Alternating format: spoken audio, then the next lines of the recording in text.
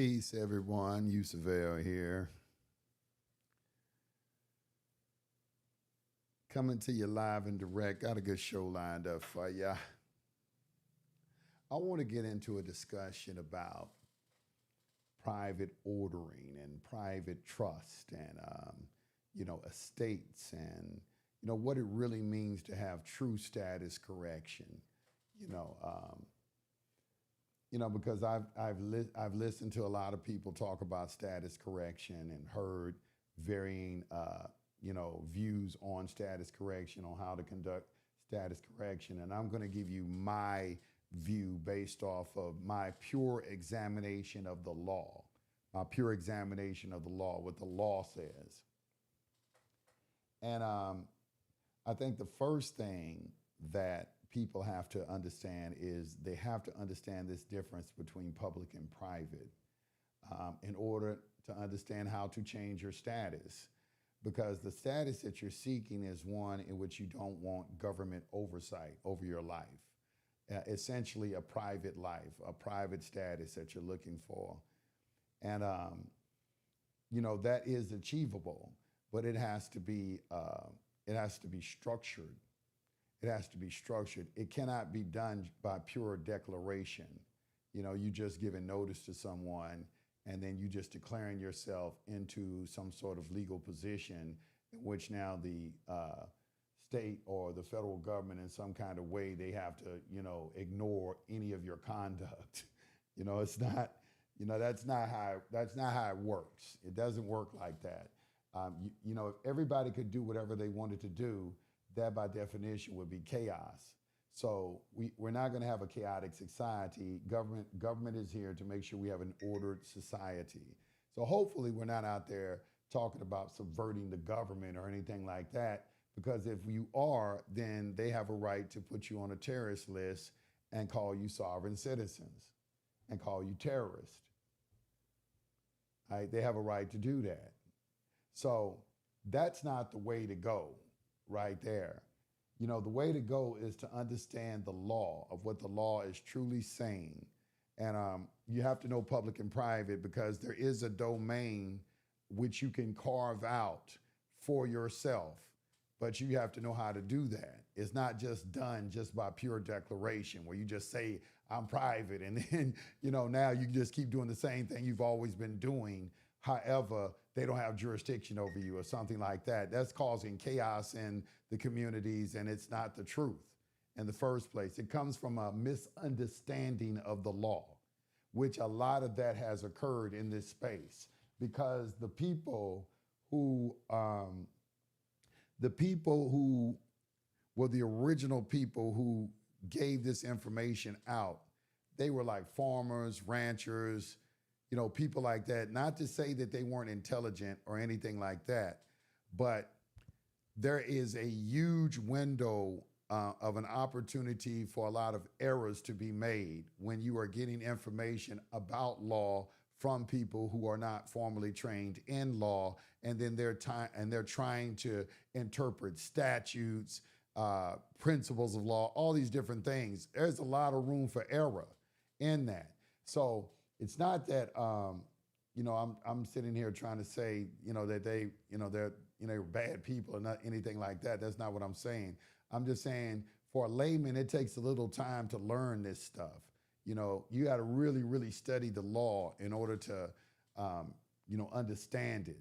It takes some time, and there's levels to it. Like anything, there's levels to it.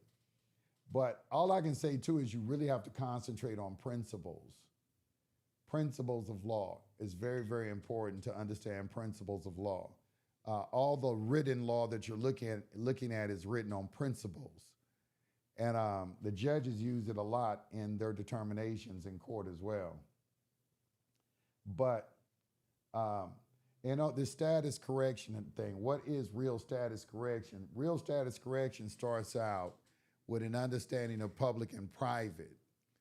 And because you got to know where the private realm is in order to correct your status.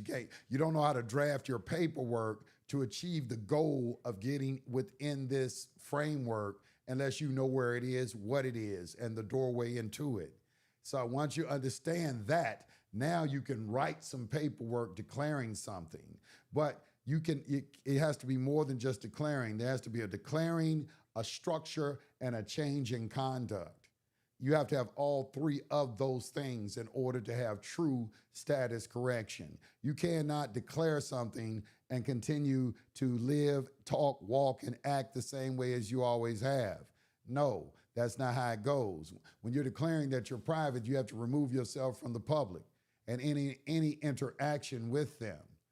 And then now you can learn to interact with them through other entities like, corporations, trust, various things like that. But you won't be as an individual anymore. You gotta own nothing but control everything. You have to remove your name off of everything. That's how, if you're gonna be private, if you're talking about being private, and then so you see the action behind it, it's not just a declaration, it's an action that follows behind it. And now you gotta also learn how you're gonna operate. Okay, and how you're going to operate is, okay, am I going to have some sort of business? Because you can't work for anyone. Can't work for anyone. So you're going to have some sort of business. Everything in the public is created for businesses. It is not created for employees. It isn't. It is created for business owners. In America, you either have a business or you work for somebody who has a business. But the economy and all that is circulating around the health of businesses within the United States of America.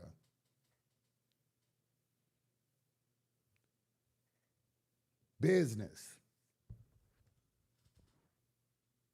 So how are you going to conduct business in the public is what you have to decide for yourself. Am I going to use a corporation? Am I going to use a trust? LLC, whatever. There are various tools. It's like a toolbox. You can use all of them. There are some that are better than others. However, everything has a purpose that it could be served. LLC serves a purpose. A C Corp or S Corp, they serve purposes.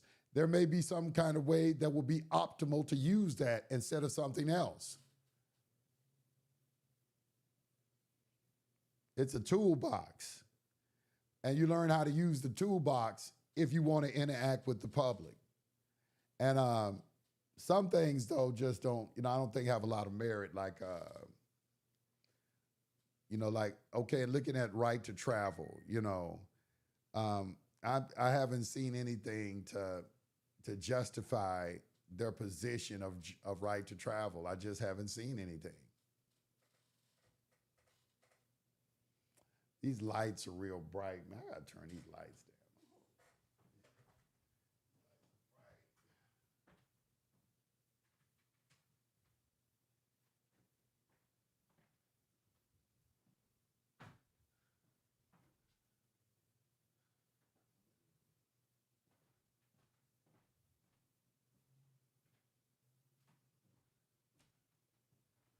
I think I went overboard with the lights. I know lights are important, though. I think I went overboard with the lights. All right, let me see what we got in the chat. What's in the chat? Can anybody hear? Can anybody hear? Is it me? You can't hear? What is she trying to say? It's not loud enough or something? I got the volume all the way up. I don't know what she's talking about. I have my audio on max. Well, I don't know. I can look right now. I'm gonna listen to myself right now. I'm gonna pull up on my cell phone. I'm gonna listen to myself. See how I sound. Because y'all always do that.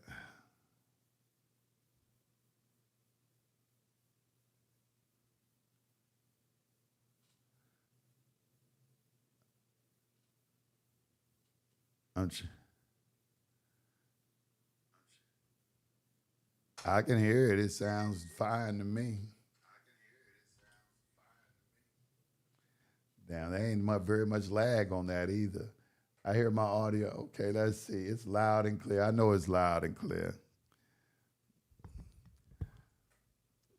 But let me back to what I was talking about. I got distracted. I'm talking about this. It's really called private ordering. It's really, and I know that word sounds kind of off, private ordering, but it is an ordering of your life. You have to order your affairs in such a way that it will produce a private life for you. That is something that you have to construct for yourself. And some of the things you're going to have to let go of, like the right to travel. I don't see, a lot of wealthy people who have lived private lives, they have chauffeurs and things like that, people who drive them around and things. They don't have, to prevent them from having any interaction with the public. So it's a thing. I think what has happened is a lot of people, they don't respect the authority of the public. The public and private, they both have their rights and they both have their sphere of activity.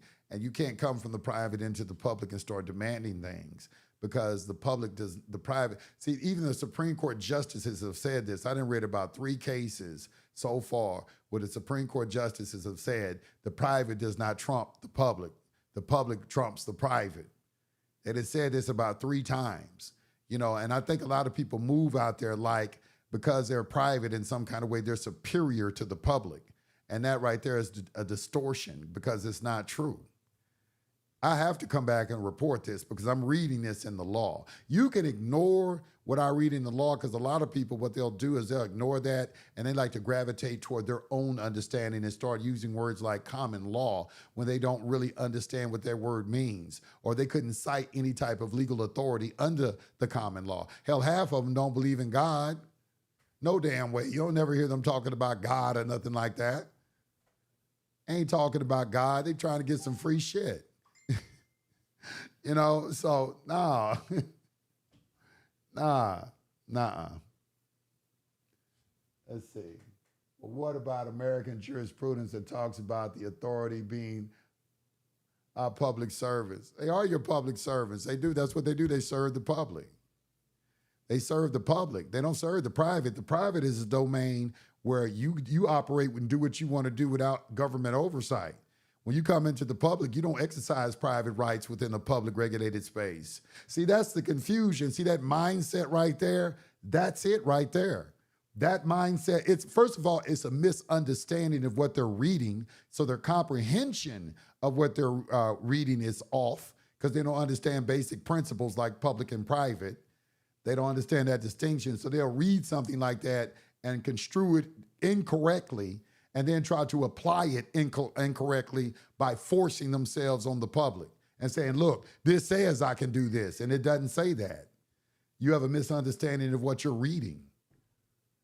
That's a lot of that going on in this space, a lot of that. There are a lot of people who are trying to interpret the law, don't have no business trying to interpret the law. They don't have the intelligence to understand this stuff or anything like that. They'll have no business trying to interpret the law whatsoever. I'm saying that. And they out spreading information. And people are believing it. Somebody got to say this. Somebody got to say this, because don't nobody say it. It's just going to keep perpetuating and growing. And then there's going to be something major going to happen, like some sort of clash with government, the military or something like that, because that's where it's going to head down, because people really believe in this shit. But it's like, that's not how the law operates. But they be really believing it to a point where they'll argue with a police officer on the side of the street and risk getting shot over some bad information. Over some bad information.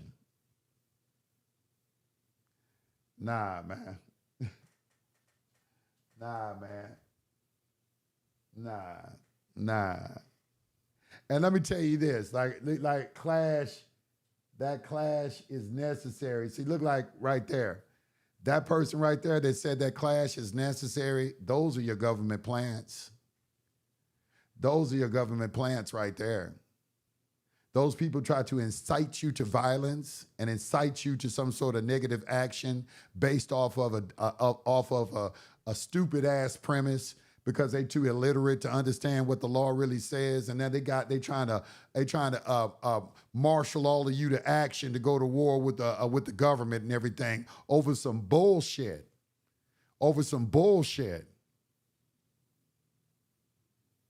I'm telling you, it's some bullshit. This is for people who really read the law.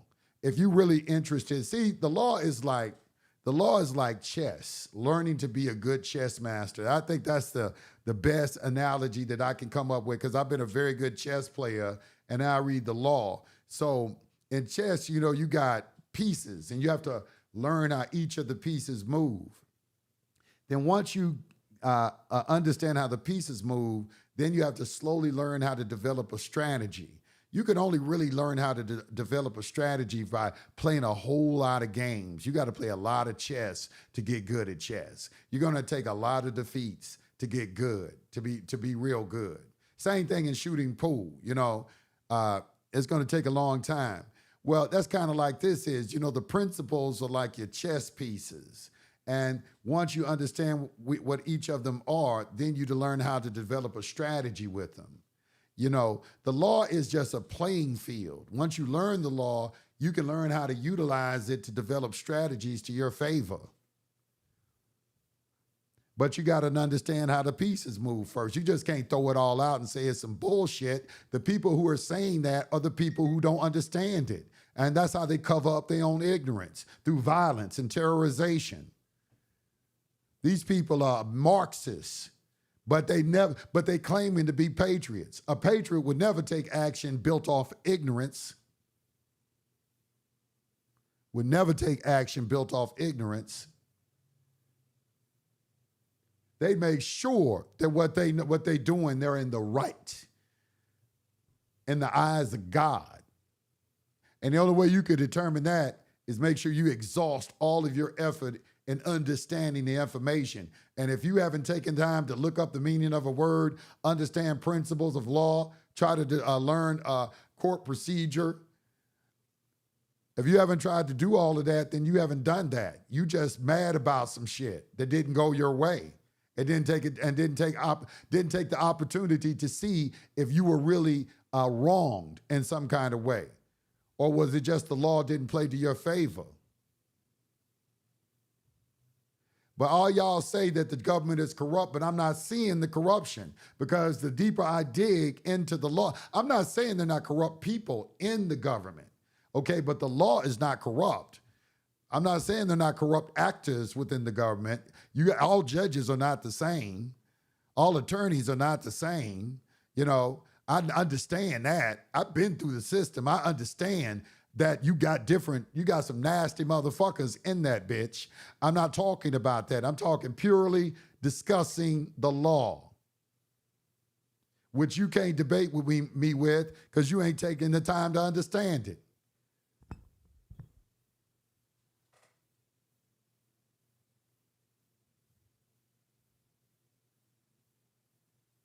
I'm not saying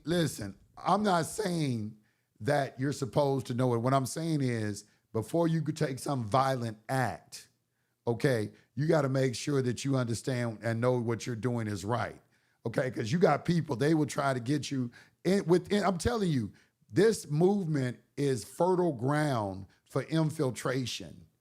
It's fertile ground for infiltration, because you got a lot of people who are they're not very learned in the law. And then they're kind of like followers too. It's kind of like a blind follower type thing, where they follow individuals that resonate with their emotional state at the time. You know, they have an emotional state because they've been wrong, because everybody comes into this space with something that has happened to them, whether it's a foreclosure, a criminal case, or something like that, some type of credit or some credit issues. They're drawn to here from some sort of adverse circumstance occurring in their life. So they're looking to resonate with someone that's going to make them feel good about that situation. When the first thing you have to do is you have to demonstrate accountability for your own actions. And if you can't do that, then I see that a lot. I see a lot of people within this movement, they don't have accountability for their own actions. I see a lot of people gravitate to their space that have that type of mentality. And those type of individuals are good personalities for the Marxist movement, because that's a Marxist kind of ideology. And that's why I say you got to be careful in this space because everybody ain't the same. They talking about they patriots and things like that. I don't see a lot of patriotism being discussed. I just see a lot of people talking about discharging mortgages and, traffic tickets and shit like don't feel like they should be pulled over to give a traffic ticket. I just see shit like that, That's all I'm seeing. I'm just keeping it a buck. That's it. I don't see nah. If you was really concerned about it, it would start with the prison system. There is a lot of injustices that go on in the prison system. However, there's a lot that don't. Right? There's a lot of people who deserve to be in prison. I will say that, and you have to weigh that and balance that, before you start trying to demonize some sort of institution. You got to kind of, let me say this. Why am I taking this position? Because when I first came into this, we were just talking about discharging debt. That was it. Our whole concept was that the system is commercial.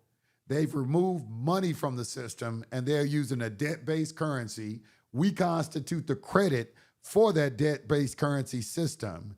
We're going to put a claim on our labor because that credit represents our labor. In a sense, we're pledging our labor for the repayment of a debt, which is kind of like peonage. That's peonage or some sort of indentured servitude. And so we're going to reverse that.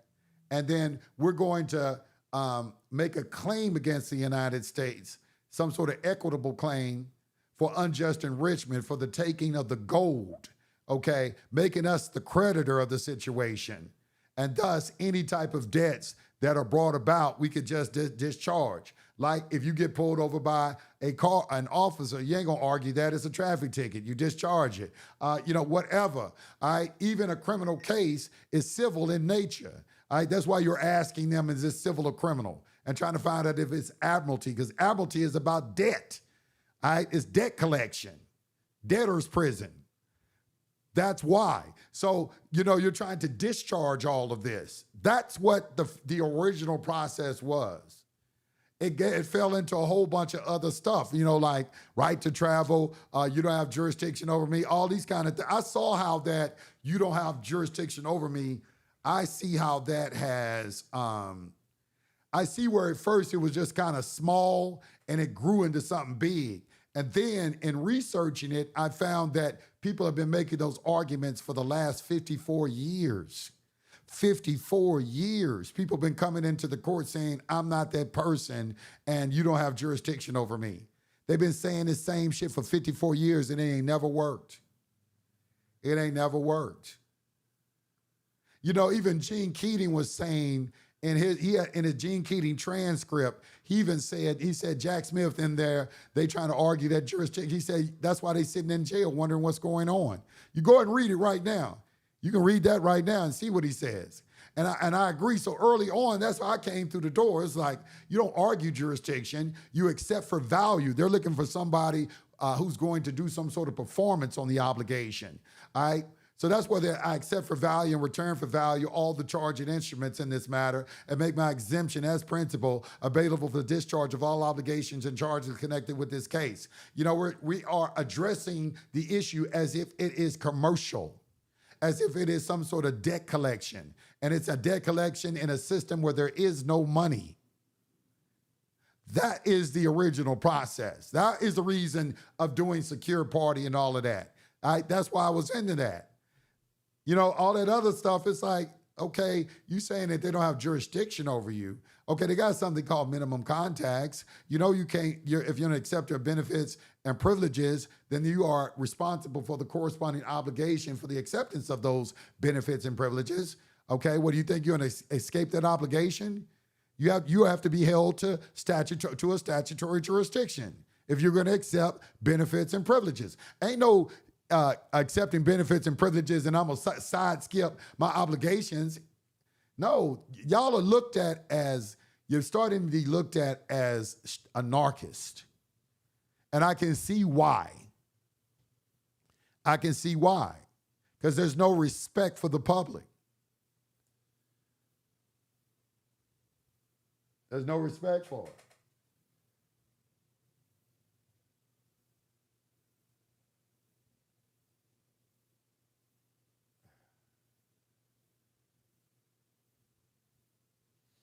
I'm just looking in the chat right now. But let me talk a little bit about what you can do or what you should do. The first thing, you got to understand that contracts is the key. Okay, contracts. You know, there's a clause. There's about 5 clauses in the Constitution that protect slavery, and you use all of them.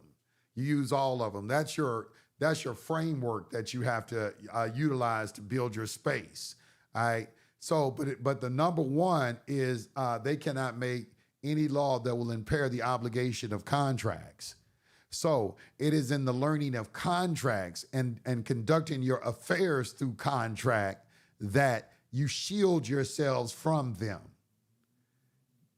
All your business and everything you do it through a contract, and it keeps them out of your business. However, you have to understand how to draft the contract, because you can't put anything in the contract that's going to violate one of their public laws either. You can't do that. So you have to understand, once again, the difference between public and private and how to order your affairs utilizing the tools that are available to you on the private side. Even the very words you use, you can't use the words that they're using in the statutory framework. That's why they put anything that's in a statute that has a definition, you can't use that word. But there is always an alternative word that you can use instead of that word. And that's how you learn the language of the private side. There's a language that goes on. It has its own way of communicating too. And of functioning. So, and that requires you to learn how to do that. You can't acquire that just simply by declaration and saying, I'm declaring myself to be some sort of status, and then walk around and act the same way and think something has changed. That's not going that's not going to work. It's not going to work. It's not going to happen like that.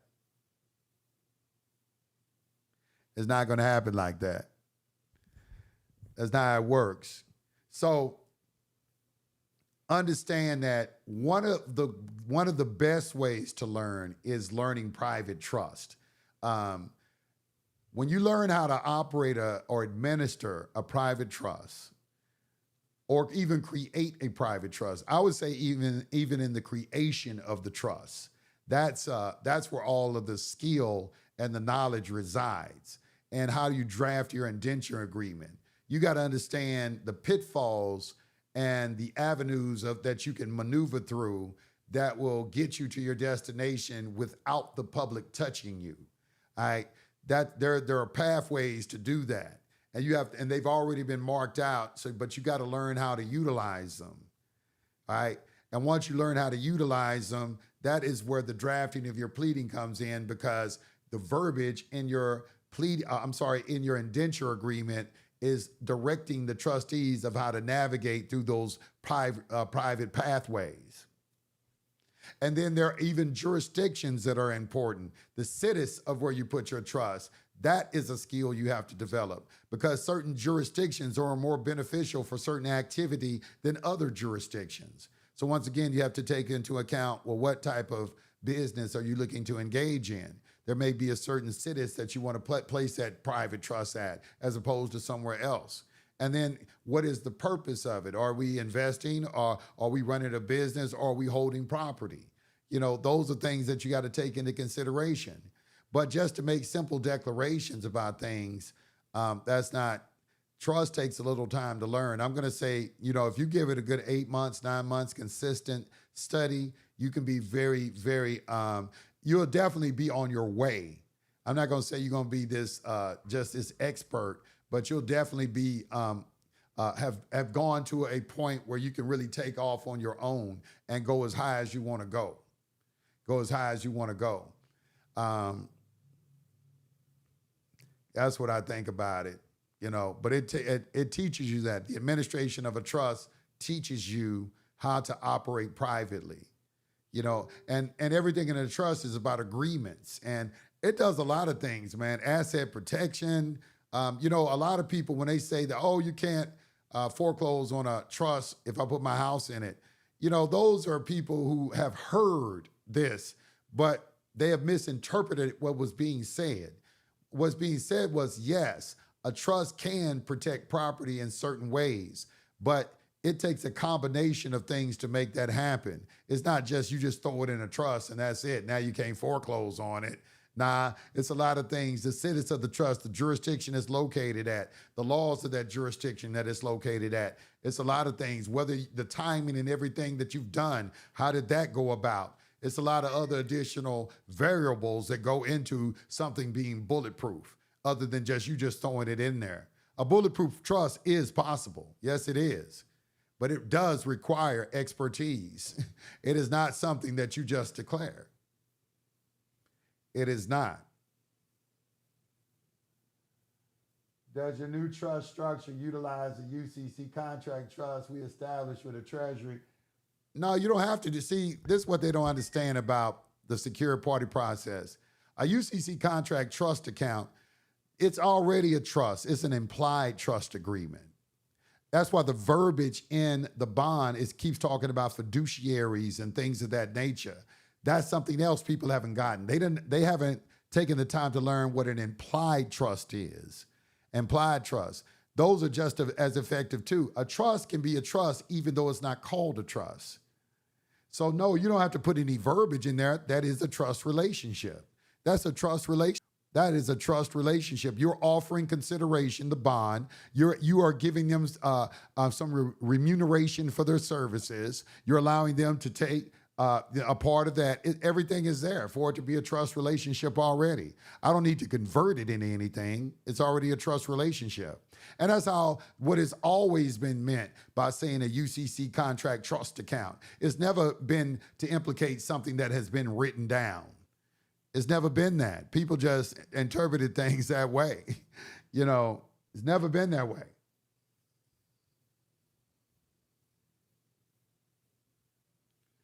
And what happened?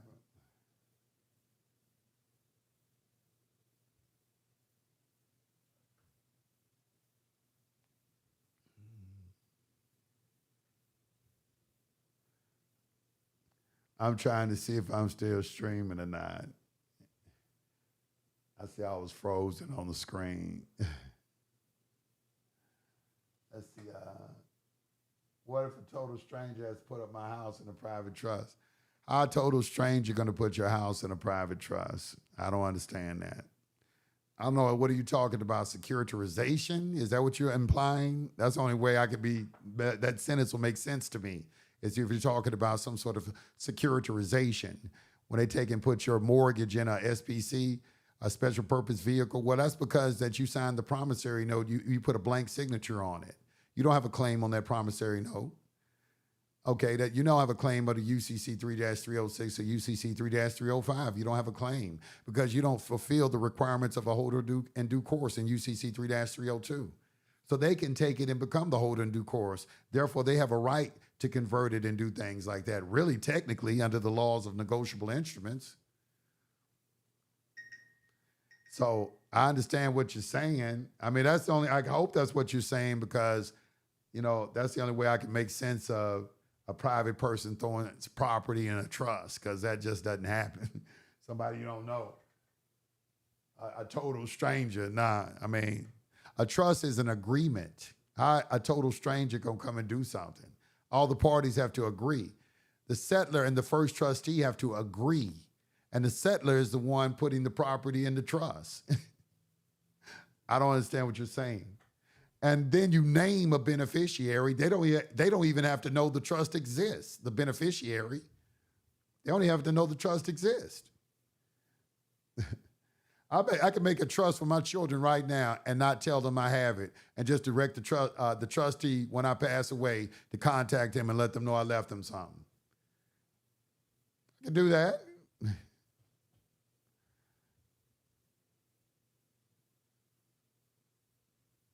I don't know. I don't know how to fix something that I don't even see as possible. That just seems impossible to me. I don't know. I don't see how that's possible. I don't know how to fix it. How am I going to fix something that's impossible? Because what you're talking about is not a trust. It's not a trust. So they didn't throw it in a trust because what you described is not a trust. So I don't understand what you say, how to fix it. How to fix what? It's not a trust.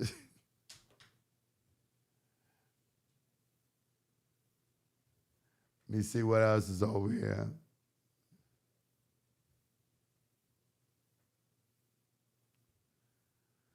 I guess that's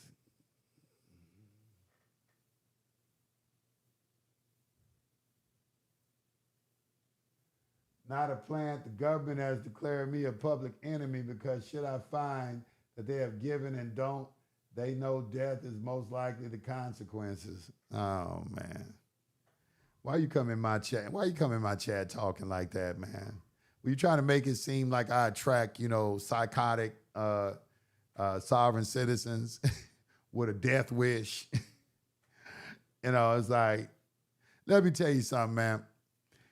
If you've never dealt with the federal government, I would strongly suggest that you just, back off of that because the feds, it's not like on the movies or on television or what you see on the news. That's not the reality. That's not the reality. I don't think enough people really come and paint an accurate picture of what happens when you truly deal with the feds. And, it's just going to be an experience that you don't want that in your life, and it's not worth it, especially if you are engaging them based off some stupid ass information you've been given. That just makes it even worse. You know what I'm saying? You're about to engage the feds based off of some dumbass shit that you believe. It just makes it even worse. I don't even think you would want to get caught up in a situation like that, especially if you got to do some serious time. I'm just keeping it a buck with you. I don't think you want to fuck with that. I'd leave that shit alone. I'm just, OG, just an OG trying to give you some good advice. You don't have to believe me. You don't have to say anything, but, I'm trying to look out for you. I'm keeping it 100.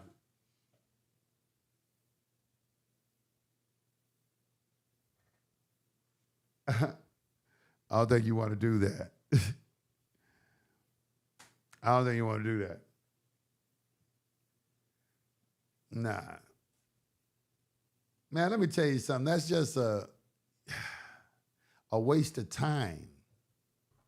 And when I say waste of time, I don't mean it's a waste of your time. You have better things that you could be doing. That's not the greatest thing that you could be doing for your life and for human beings in general, is to fight this great fight where you're trying to subvert the government. There's nothing wrong with the government. What we need to do is we need to get good people into government. I think Donald Trump is a good person in government. I really do. I sincerely feel the energy from his administration that they all believe in him and that they all feel like they are, for once, they are doing something that's making a difference. I listen to them all the time and how they talk about their president.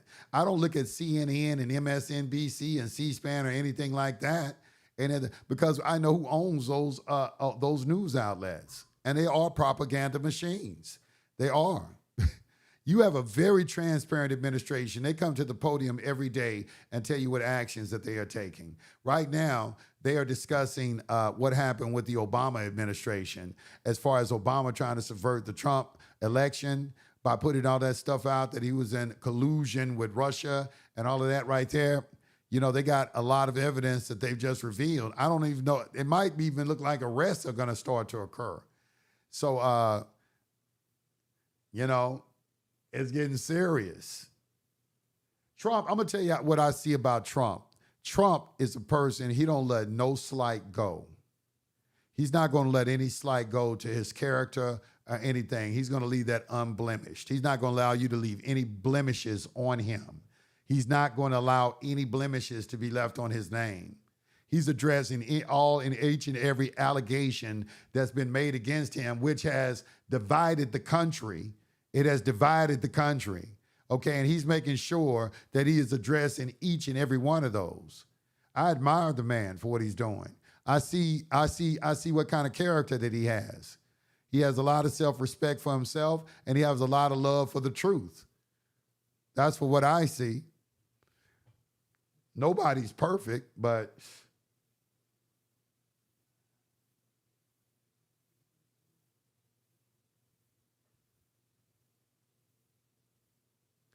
you can mold a trust into any form that you want. You can mold a trust into any form that you want. That's a principle of trust. That's straight out the case law. That's black letter. You can mold a trust into any form you want. That's why you see so many different kinds. That's why you see so many different kinds. Because you can mold a trust into anything that you want. And you can put anything you want into a trust. You can put anything you want into a trust. So I hope that answers your question. Into anything you want.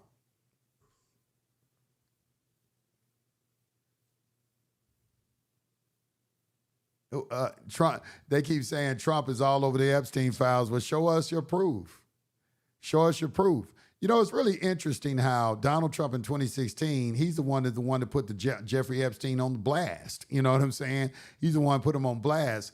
And all during that time, especially when I was watching the video that old girl put out, you know, Fall of the Cabal. And I'm looking in there and I'm seeing all of these liberals as these pedophiles and everything, even the news reporters, all of them from that liberal camp is what this lady showed to be the pedophiles. And then all of a sudden, they flipped the shit. And I knew that that is also one of the Marxist tactics. Look, I've studied Marxism. One of their tactics is to say that you are doing what they're doing. That's one of their real tactics, to say you are doing what they are doing. All right, so I saw where they flipped the script and started doing that. They started accusing Trump of doing what for the last 4 years, like when Trump came in, remember that whole thing about adrenochrome and all of that, and he had been brought in and to subvert all of these people. That is what was the message during his first administration. That we got to get all these pedophiles out, that the border was open to allow them to come in because their supply of children was being cut off. So that's why they wanted the border to be open. So they have a supply of children who were not documented to come into the country. See, all of this was the story back then. Now it didn't flip the script, and it came up to this time, they flipped the script. Oh, he's all over the Epstein files. But I haven't seen any evidence of that. And why didn't the the Biden administration, if they knew all of this, why they didn't put it out? You know, y'all say too many things that don't make sense. You don't show any proof for what you say. You never do. You are just like propaganda machines trying to work on people's emotion. That's what you do. That's why you post things like that. You don't have any proof to what you just said, but you'll just post it because you're hoping that it attacks the emotions of the people that are looking or are reading in the chat. You got to be an intelligent person not to fall for shit like that. See, the thing that you have to do, if you want to avoid propaganda, you got to investigate shit for yourself. And you have to approach it objectively. You got to leave bias out. And you got to be able to be objective, you know? And when you look at things objectively, and you're like, okay, I'm not seeing any of these things. How is terrorist bad for the country if I've traveled over to Europe and I see that we don't got no cars, ain't no American cars nowhere being sold, nowhere over there. No Ford trucks, no Chevys, no Dodges, ain't shit being sold nowhere else in the world. But they can sell every goddamn thing here. How is that a fair trade agreement? Okay, and who are the people who moved our manufacturing and trade out of the country? Who did that? Okay, well, the only way they moved it out of the country to get cheap labor and then sell it back to you. Well, okay, what? We gonna offset that with some tariffs. That little cheapness you went and got, we gonna make, when you come to the door of the country, we gonna make up for that shit. It ain't gonna be worth your while. So bring your ass on back to the United States. That's making America great again. What's wrong with that?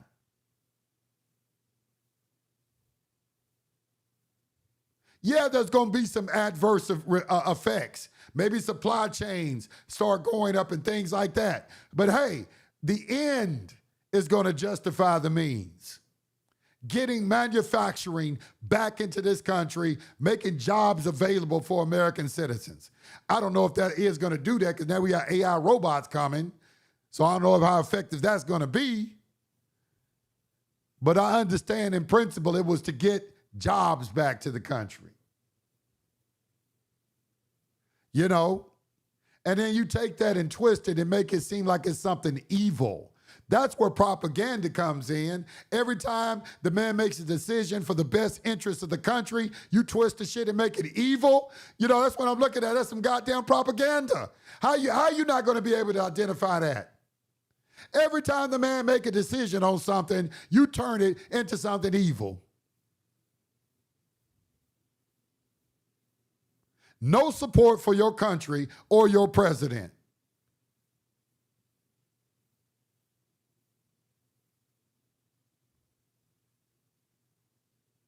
Look, if you want the country to be strong, we need to stand together as one unit. This divide and this division shit is not going to work. We are leaving ourselves open for attack from the outside. That's why I see that's why I'm talking about infiltration. Do not think for a second that this sovereign citizen community won't be infiltrated, because they like to sow the seeds of discord, because they have to tear down the country to build it back up the way they want. This is how you tear down a country, by sowing seeds of discord within the people. And you got to be able to identify it, because if you allow it to occur to you, what you have just admitted is that they are more intelligent than you. But see, me, I hit it back to them. I said, you really trying to trick me with that dumbass shit? That's how I fire back at them. You trying to trick me with that dumbass shit? That's how you have to hit them back in the gut. But let them know that the things that they're attempting to do, they're not intelligent enough to trick me. You ain't smart enough to trick me, nigga. You're not smart enough. You're not intelligent enough. That propaganda shit don't work here. I can see right through you. Your spirit speaks before you do. Your spirit speaks before you do. All people have to do is start paying attention to their intuition again. Stop ignoring it.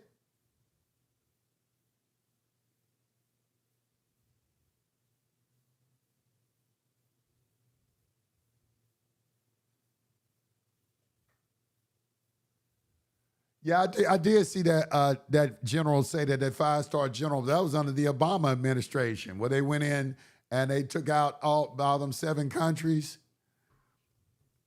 And he said, why? He's like, he said, why are we doing it?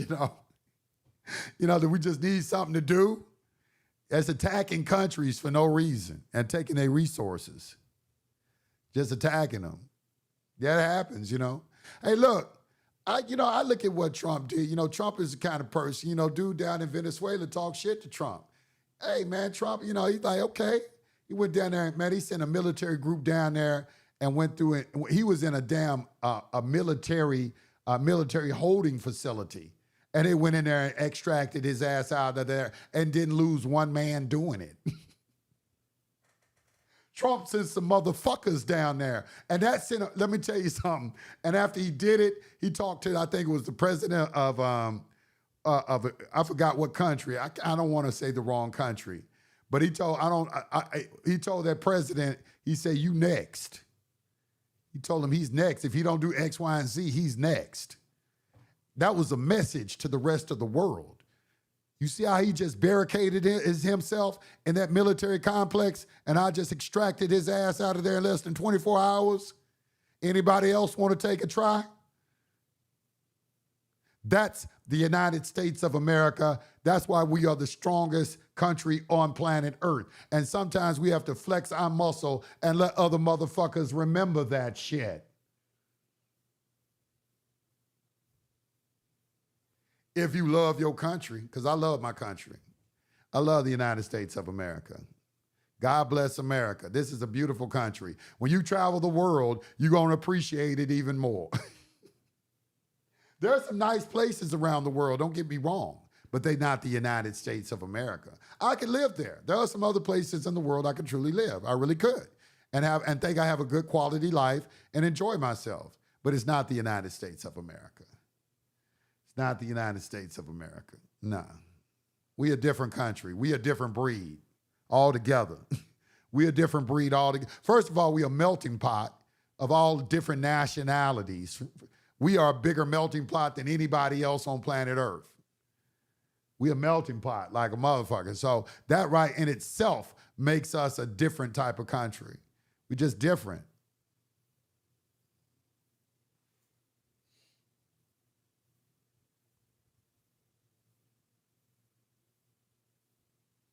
That's true. The men are so divided with the name sales and in their home, they can't come together on nothing. And Lord knows, you asking to read anything. That's a problem in this community too. People don't read. I hate to say it, but do you just see what happened with the right to travel case law thing, man? All that case law that people circulating around talking about this is proof that we have a right to travel. And then when you read that shit, it doesn't say anything close to what they're saying. And it just goes to show that none of them read it. I mean, that was a big, if anything got exposed, that got exposed. All these people circulating this case law. You see, you're in the presence of someone that's going to read it. I'm going to read the case law. And now more and more people are learning how to use AI. So now you want to attack the AI. Look, we can use the AI right in front of you and show you. If you think it's giving bad information, no, it's not giving bad information. It's the people who are putting the information in that are bad. AI is only as good as your intelligence. If you're putting information in and expecting to get information back like Google, you don't know how to use the technology. The technology is meant for you to interact with, for you to narrow things down with. It's an analytical tool. And you have to keep reanalyzing and reanalyzing to get to a desired result. But so if you're not really looking at it on that level, you don't need to be using it. And you definitely don't need to be commenting on it. Because when you do, it only gives, you're only declaring to the public the level of intelligence that you have. You're making that declaration. Because the other people who understand how to truly use the technology, they're just sitting by on the sideline silently saying he don't understand how to use it.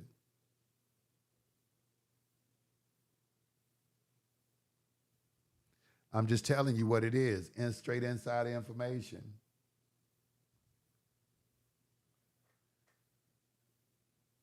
Melting pot. Yeah, it is a melting pot. The United States of America is a melting pot.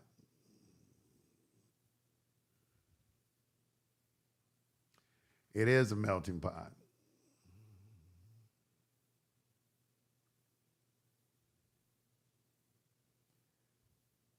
Let's see. Joe in 2002. Right, Mattel had some badass Barbies before they moved to China. Yeah, that's right. He said Mattel had some badass Barbies before they moved to China. That's true. That's true. The Barbies were different before they went to China. But they sent all the manufacturing overseas so they could save money on labor.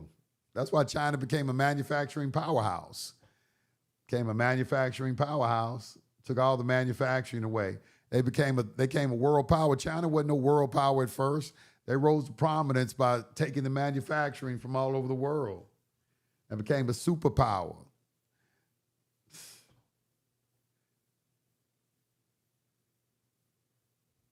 Because what? Because of what? Economics. Took the manufacturing. We got to bring manufacturing back to our country. Another thing, it's dangerous to have to rely on the manufacturing of another country. What, you're going to allow another country to manufacture your military parts and things like that? I mean, you need to do that internally. That needs to be done inside the country. That ain't need to be done outside the country.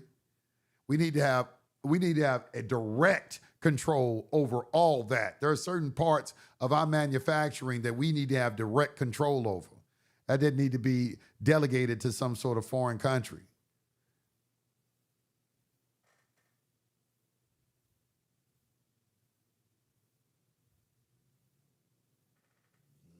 Let me see. People need to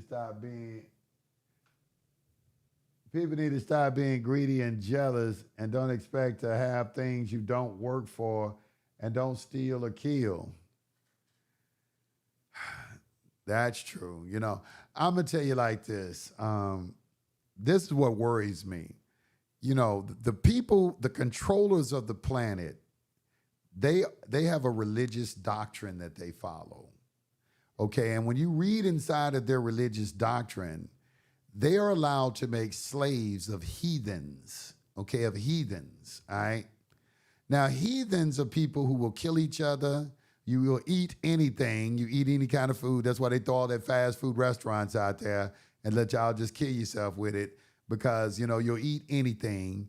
You will sleep with anything. And you will, it's just these things kind of like that, what they look at as a animal. They call you an animal or a beast man. All right. So when you see certain conduct being engaged in, what you should be mindful of is that the reason that they like to highlight that conduct is because they want to show the world, here is the proof. I told you they are heathens. So whatever happens to them, it is warranted that this happens to them because they're nothing but beasts. They are animals.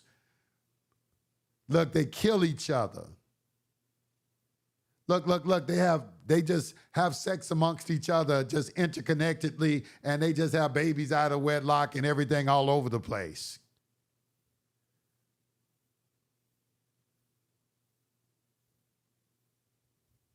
They don't even work together collectively to build their communities up.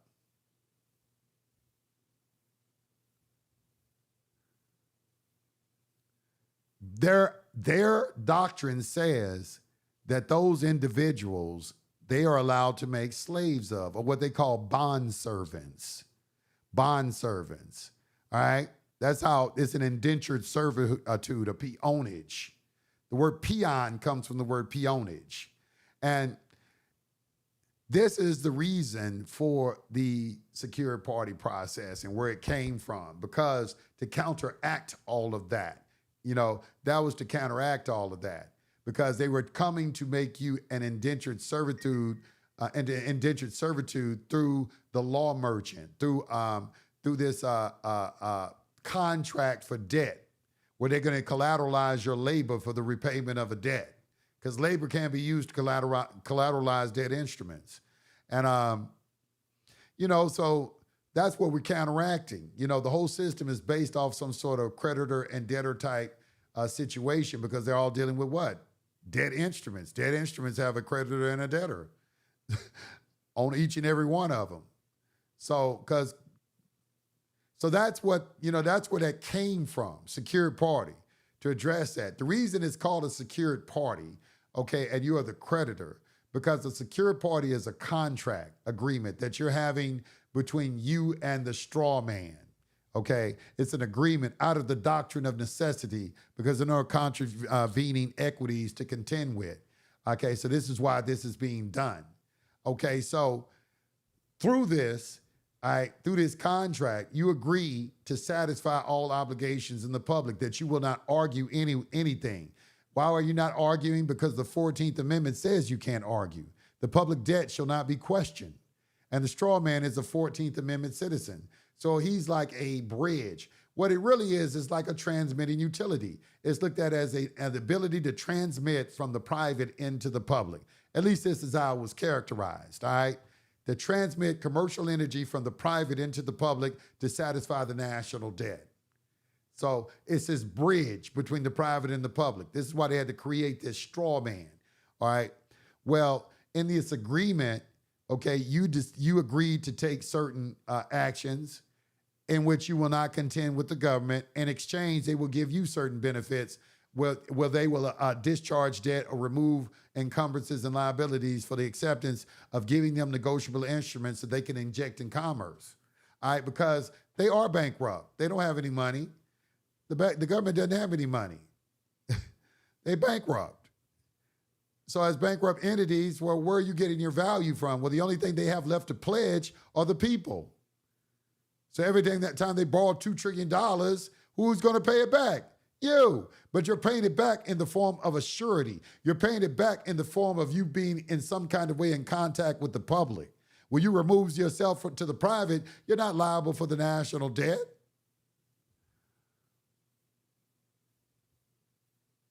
The only way you're liable through the national debt through being taxed. Tax law is only in the public. Taxes are in the public. There aren't any taxes in the private. But you got to know how to move. That's why they have something called tax evasion and tax avoidance. The word is avoidance, meaning you know how to maneuver. You avoid it. Ain't no you just declare it. You got to know how to navigate.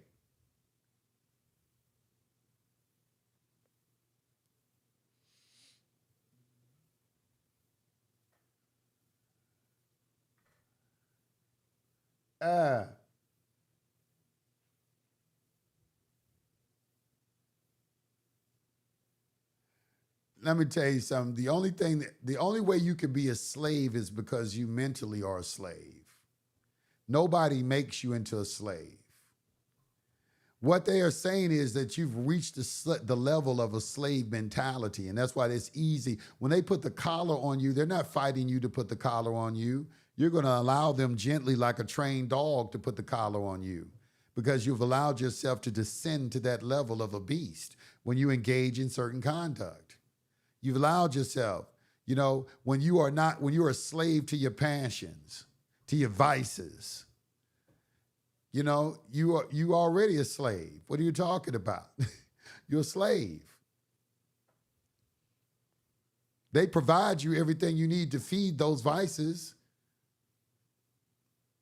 So they are your masters already.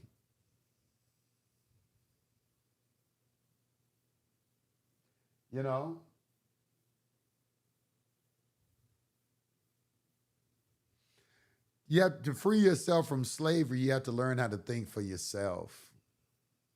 You got to learn when you allow outside influences to control your behavior, you're not thinking for yourself. You got to think for yourself.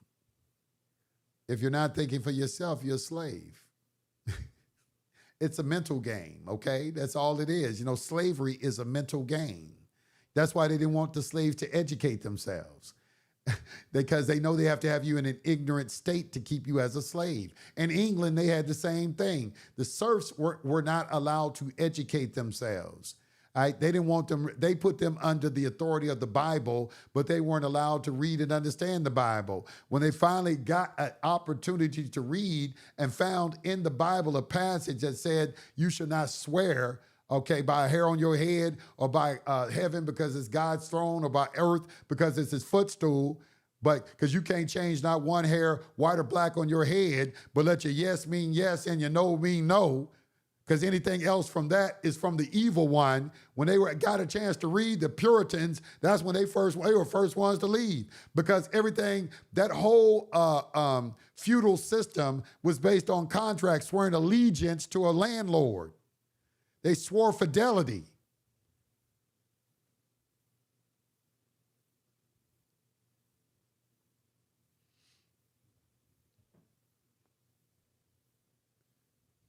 That's why they telling y'all now, do you swear or affirm? Because y'all been coming into the courtroom saying, I don't swear.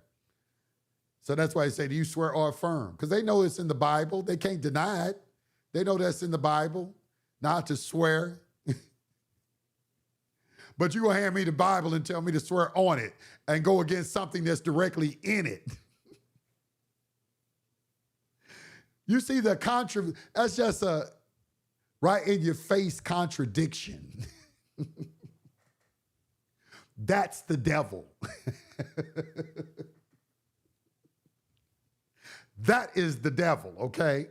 That's how he gets down. Right in your face.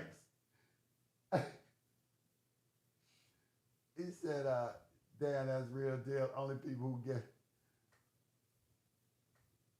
They say China became experts at studying, analyzing, and manufacturing. They use the process all over the world. You know what?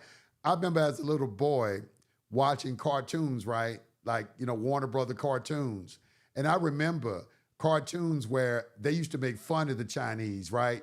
They would always have in the cartoon where the Chinese would visit our country and they would all be on a bus and they get off the bus taking pictures of everything. Everybody had cameras. That's why they big in the film industry. China, like Sony and, all those, that line of cameras. Well, anyway, what the Chinese were, they were doing that. But they came over here and took pictures of every damn thing and went back home and duplicated every fucking thing in the United States. They say, okay, y'all got us with the dropping of Hiroshima and Nagasaki, all right, but we gonna come back and attack you economically. That's how we may not can beat you militarily, but we're gonna subvert you economically. And they came and they duplicated everything on planet Earth, everybody and everyone. They did that.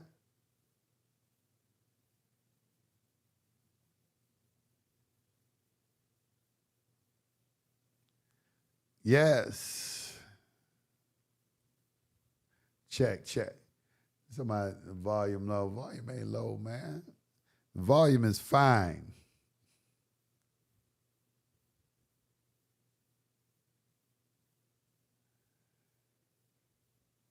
I'm just riding off y'all right now.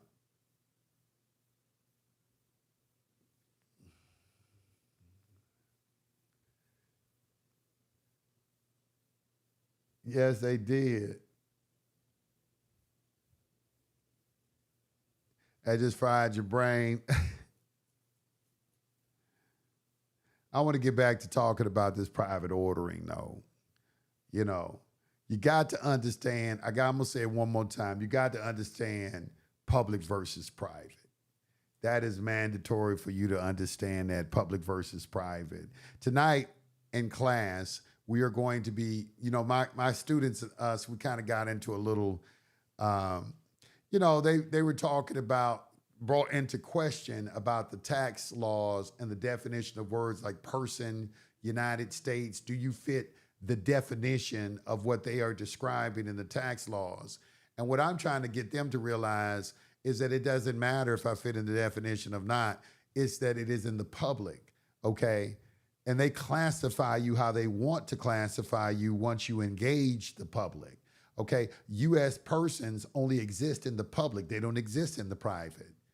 That is what is given to you once you cross that line and come into their world and engage in some sort of conduct, activity. You're only taxed, if you do business effectively connected with a trade or business within the United States, there's going to be a reporting obligation associated with that activity.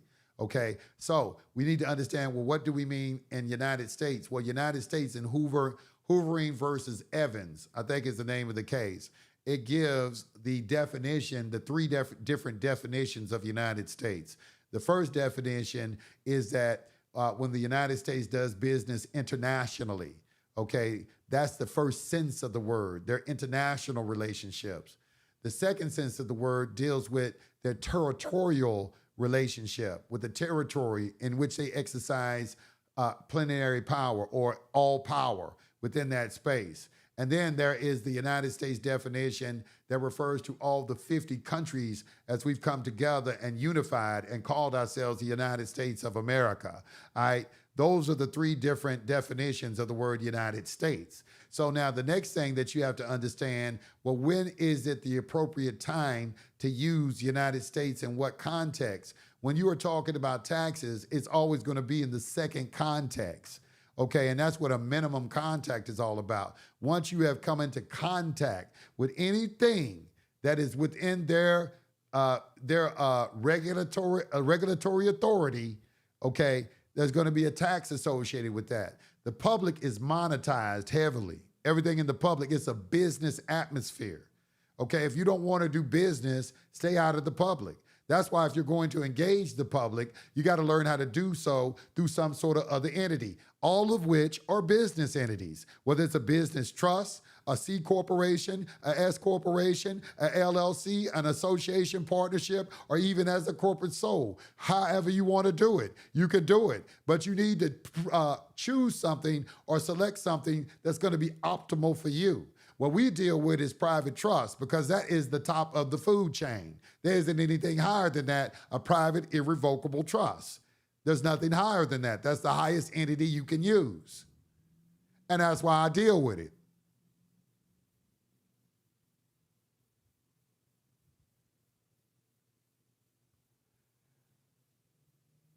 Do you think John Wick had his house in a trust or something and the right status and that the cop didn't intervene?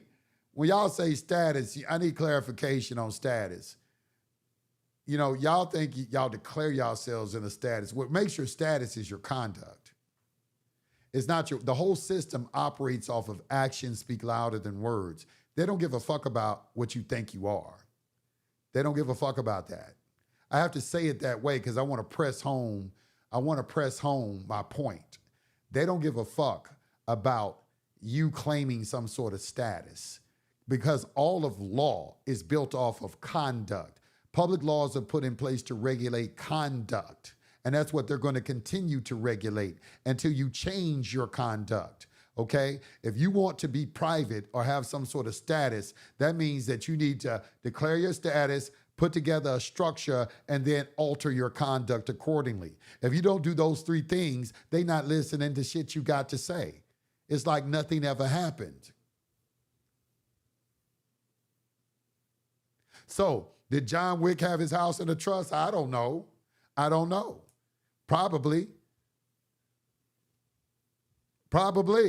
I know that there was some sort of private member association because everything was contract. They had agreements all through it. The hotel was a safe space. They all signed a contract. They had to agree with that. You violated that, you lost your life.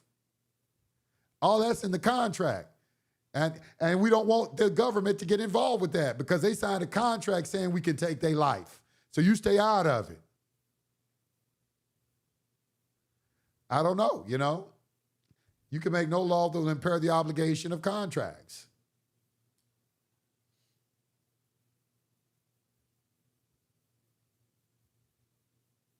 No, you don't need to get a new 98 number. It's always good. No, it don't get stale. Tax IDs don't get stale. Tax IDs don't get stale.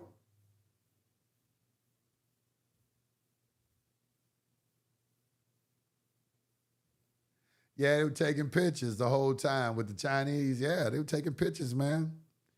Taking pictures of everything. Everything. And copied everything. That's how. Why do you think they caught everything we did copied? They the copy kings. The copy kings. Copied everything. But they were making fun of them. They used to make fun of them in the cartoons. Who got the last laugh? The Chinese did. They got the last laugh. Yes, they did. They got the last laugh.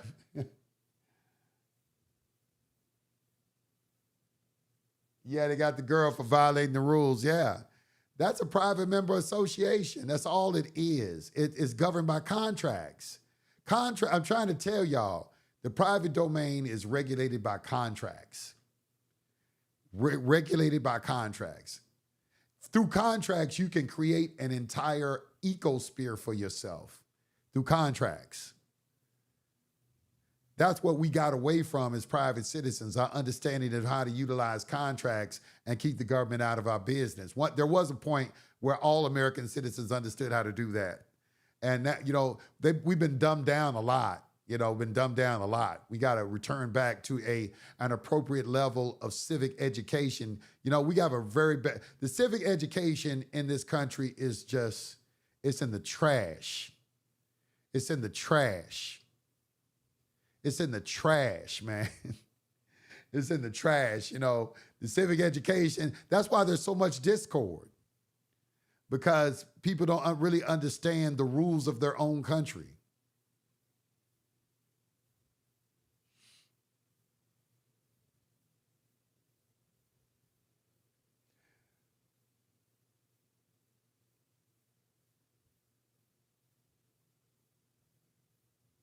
It's been sitting on my, just let me know. Yeah. I'm looking in the chat. I'm just seeing what's going on in the chat right now. Are you saying that we can create a contract with enough of us, keep the police from doing the actions and violence that they are with contracts? You can't make any law that will violate the public rights, but I think that If you go back into the Wild West, we were able to shoot ourselves down in the street and the sheriff wouldn't get involved in it as long as you didn't shoot him in the back. You could shoot somebody for coming on your property, on your private property.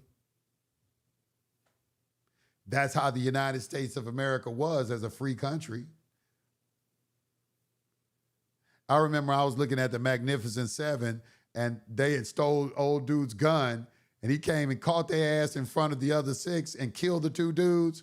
And he said, these gentlemen, they hit me over the head, stole my stuff, and I had my right to take my property back. Are we all in agreement, gentlemen? He said, we all in agreement.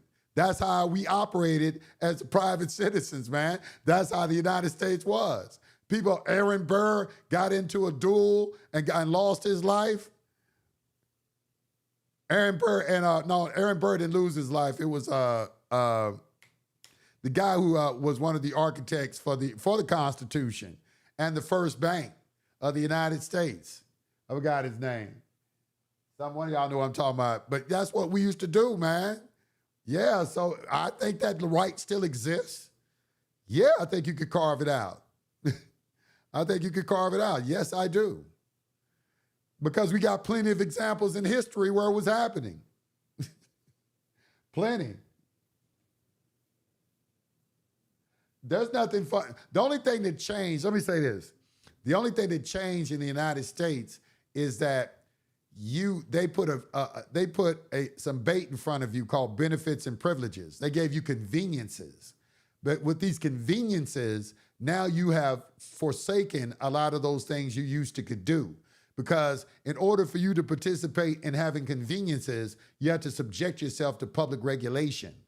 Okay? You're not out there in the wild and free of the private anymore.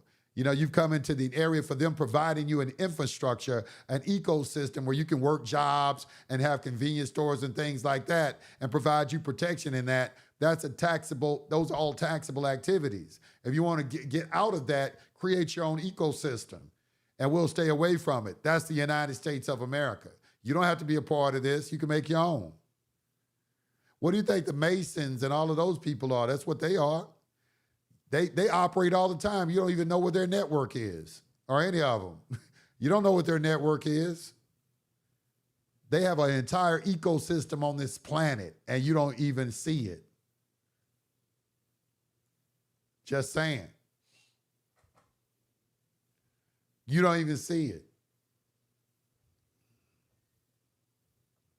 That's what I'm talking about when I talk about private ordering.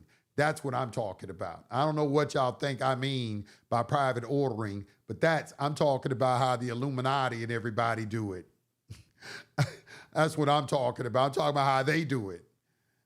That's what I'm talking about. I don't know what you thought this was, but that's where I'm at.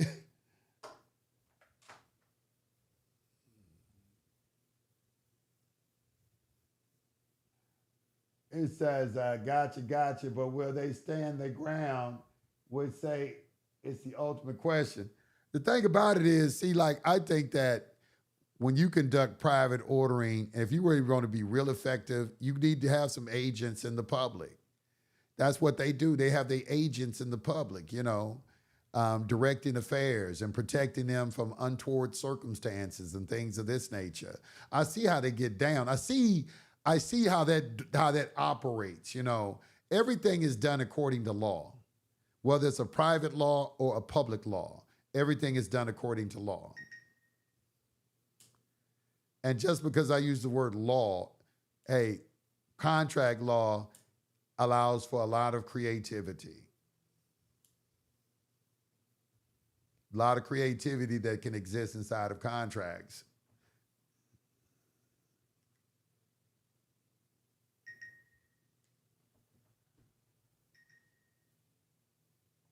Let's see. I'm close, very close. I'm eating my own food. I have my own water. I don't have it from any billing system, only when it's absolutely positively. Yeah, well, you're doing the right thing. That you can do that. Or I'm going to give you another avenue, okay? Because a lot of people think that's an avenue. But another avenue would be for you to get extremely wealthy. Get extremely wealthy and do it that way. And then you can operate inside of this system the way that you want to and move how you want to. That's an avenue too. And the reason I say wealth, I'm not appealing to anybody trying to scam anyone or exercise some sort of undue influence over anyone to get some money from them or something like that. What I'm talking about is adopting a mentality that is in harmony with the law of attraction, a mindset of abundance, where you will attract the life that you want towards yourself. You don't have to run and hide anywhere. You have an entitlement right to receive abundance, and you also have an entitlement right to enjoy the best that this world has to offer, all right, which is what human beings have created. Artwork, transportation, you have a right to all of that. It's just in how you interact with those things that we have not been properly taught about. We've been put in a position where no knowledge has been given to us. So in that state of knowledge, of course, we want to protect ourselves. So we think that the first thing we need to do is isolate ourselves from them. And that's not what you have to do. What you have to do is you have to make a decision that you want to actually learn how to play the rules to the game. It's like the game of Monopoly. You play the game of Monopoly.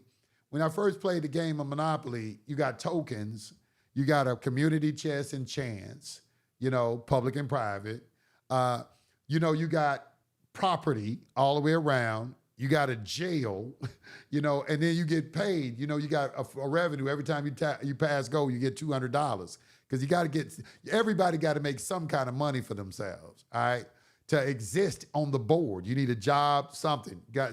You got to be, if you're gonna play the game, you got to be in the stream of commerce. You got to be in the stream of commerce. So you decide to get into the stream of commerce and play the game. Well, there are rules to the game. The first thing is how do you want to be taxed? How do you want to be taxed? Well, what is taxes? Taxes are coercive. They're to make sure that you keep playing the game.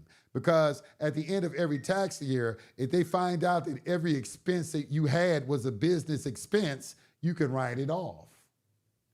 But if you play the game and at the end of the year and we got some personal shit in there, we're going to tax you on that. That don't have no place in the game, that personal shit. All right, this is all business. Play the game the way it needs to be played.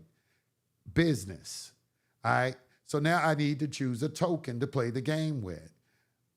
Do I want an individual? Do I want an association, a partnership, a company, a corporation, an estate, a trust? Which piece am I going to use to play the game? Oh, you don't know? Well, we're just going to give you a default token. We'll call that an individual. It is the default token that has all the liability. It's like a corporate soul. That's why y'all call it a corporate soul, because the corporate soul has all the liability. So in the game, on the board game, it's about liability. Okay, how can I limit myself from liability? Can I shield myself from liability? Can I limit my liability? How can I play the game and move around on the board with as little as liability as possible? Y'all trying to come with that old ghetto way. Is I'm just going to declare myself private. That's not how it goes. You have to structure yourself to move. You need to pick the right piece, okay, and then get the right pieces, get the right properties. Like, for instance, I might need to get Boardwalk and Marvin Gardens and all that shit right there. Those are two strategic properties I need to win the game. You can have that Baltic Avenue and all that bullshit right there, that ghetto property. I don't need that shit. I might need some Kentucky and everything. I'm going for some stuff right now, because once I get them 4 red houses those 4 green houses and put that red apartment building on there, your ass is out of gas every time you bend the corner. Your ass is out of gas. I structured myself in the right way to play the game. And I have to know the rules of the game, because somebody will try to slip in some shit that ain't in the game, like putting $500 on free parking. Man, where is that shit in the game, man? I'm looking, take that off, bro. That's not in the game. But you got people that'll do that. They try to make up their rules to the game and add it to the game as it's being played. But that can't be honored in the game. You can't make up your own shit. We all got to play by the same rules. How are we going to have a fair game if you keep trying to add your own rules to the motherfucker? It's a game. It really is. You can't win the first step in winning the game is adopting the right mindset. You have to adopt the right mindset. And that mindset is a mindset of positivity. You got to, that's why I don't like, I'm calling people, when I talk about people who are plants and things like that, because their number one thing is to engender a negative mentality, a negative vibratory frequency. So you have to keep yourself in positivity, and then only positivity will come to you. It has to be that way because that is an immutable law of the universe. This is not happenstance I'm talking about. This is science that we're talking about. So in the science, okay, of life, if you want to have this happy life, the first step is in adopting a positive mindset and then withstanding the arrows of the devil, as Paul said in the book of Corinthians. All right, you put on the shield of truth, the helmet of, what is the helmet of truth and the shield of all that. That was a nice description of it, because that's how you're able to withstand the arrows of the devil, by first girding yourself with truth. And that has to start with nature and natural law. You want to call it God's law or whatever. It has to start there. If you're not rooted, nothing else, everything else is going to be flimsy. And that's when Jesus was talking about building your house on sand. You know, either you're going to build it on solid foundation or build it on sand. The only solid foundation that there is in the universe are universal laws. That's why they're immutable, meaning that they don't change. So your whole entire structure has to be built on that. So the first step is you got to learn the natural laws. You got to make yourself understand God's law. If that's how we want to say it. You got to start there. And then once you understand that, now you can govern yourself accordingly in your affairs of man. Because men, we are judged according to equity. God judges us equitably. We're supposed to engage our fellow man equitably. But you don't know how to do that if you weren't told. And I will say, yes, that is something that children should be taught from a very young age. And our society would not be in the state that it is in right now. This is purposefully being done. This is all orchestrated, what's going on right now. It's all orchestrated. These people know we're creatures of habit, okay? They can predict it's through shock testing. What shock testing is that they make some sort of incident happen and then they monitor the reaction of the public through the principle of cause and effect. Okay, every time we do this, we're going to get this. Once they got enough data on a lot of your reactions, that's how they can begin to control you. Don't think a human being can't be controlled. That's why I say you have to learn how to think for yourself. You have to learn how to not to allow outside influences to control your mind. That is the mark of a true God. That's the mark of a true God or goddess. A person who is able to 100% think for themselves. How's a goddess going to be influenced by somebody else or a god? A god, by definition, means anything or anyone in control. And the only thing you can be in control of is yourself. So if you want that God, that title God, then you got to demonstrate self-control.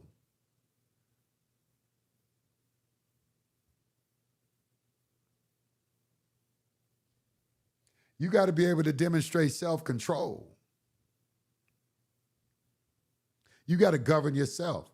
You know, that's what Teddy Roosevelt said in his statement. He said, the American people, he said, this is a republic. And he said, in a republic, you have to learn how to utilize the freedom that inures within you. He said that inures within you. He's talking about your mind, because everything begins and ends with the way that you think. So in governing yourself, you're governing the thought process. You have to govern the mental. Don't allow them to govern the mental. And he said it. He said those who can't govern themselves from within are most surely are going to have to be governed from without. But you're going to be governed, because everything in creation is subject to some sort of law. There's no such thing as not being under any law. Don't let these people fool you. Everything operates according to law. You know, Marxists even have the audacity, the unmitigated gall to say that natural laws don't exist. I'm telling you, these people are pure devils. These are devils. These are liars. That's what they are. They cannot make you do nothing, but they can lie, they can coerce, they can do what. They got a toolbox full of shit, but the one thing they can't do, they can't make you do nothing. That is the mark. You got to understand that the whole system is built off of the principle of free will. And that's why you got to get rid of this victim mentality and understand and take some accountability for yourself. You can't go around acting like everything else is somebody else's fault. That's not the mark of a man. That's the mark of a boy.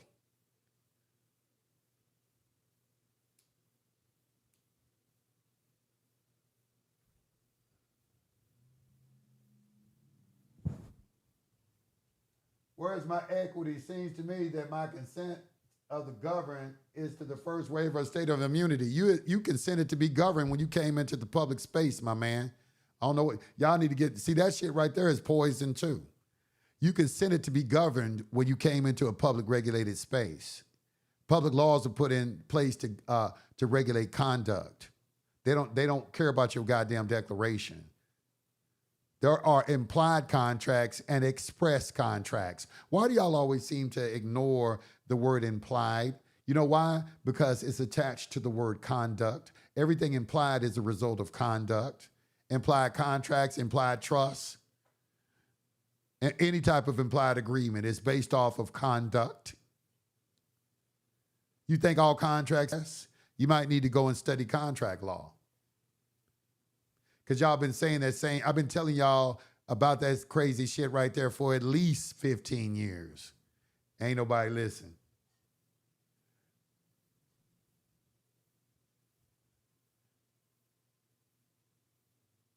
Yeah, somebody talking about the hurdle of capital. Capital is not a hurdle. What's a hurdle is the way that you choose to think. See, I wouldn't want, you couldn't be around me thinking like that. I wouldn't want to be around you, because that's not a hurdle. I'm not even looking at that as a hurdle. That's telling me you're thinking small. You can't be around me and thinking small. I can't move. I'm moving with people, they think big, and you can't be restrained by a certain level of thinking. You have to know your power and what your power is. And your power is you can have anything that you want. There aren't any hurdles. You're creating the hurdles in your own mind just by that statement that you just made. And I felt like it could almost infect me for a little bit. I almost started.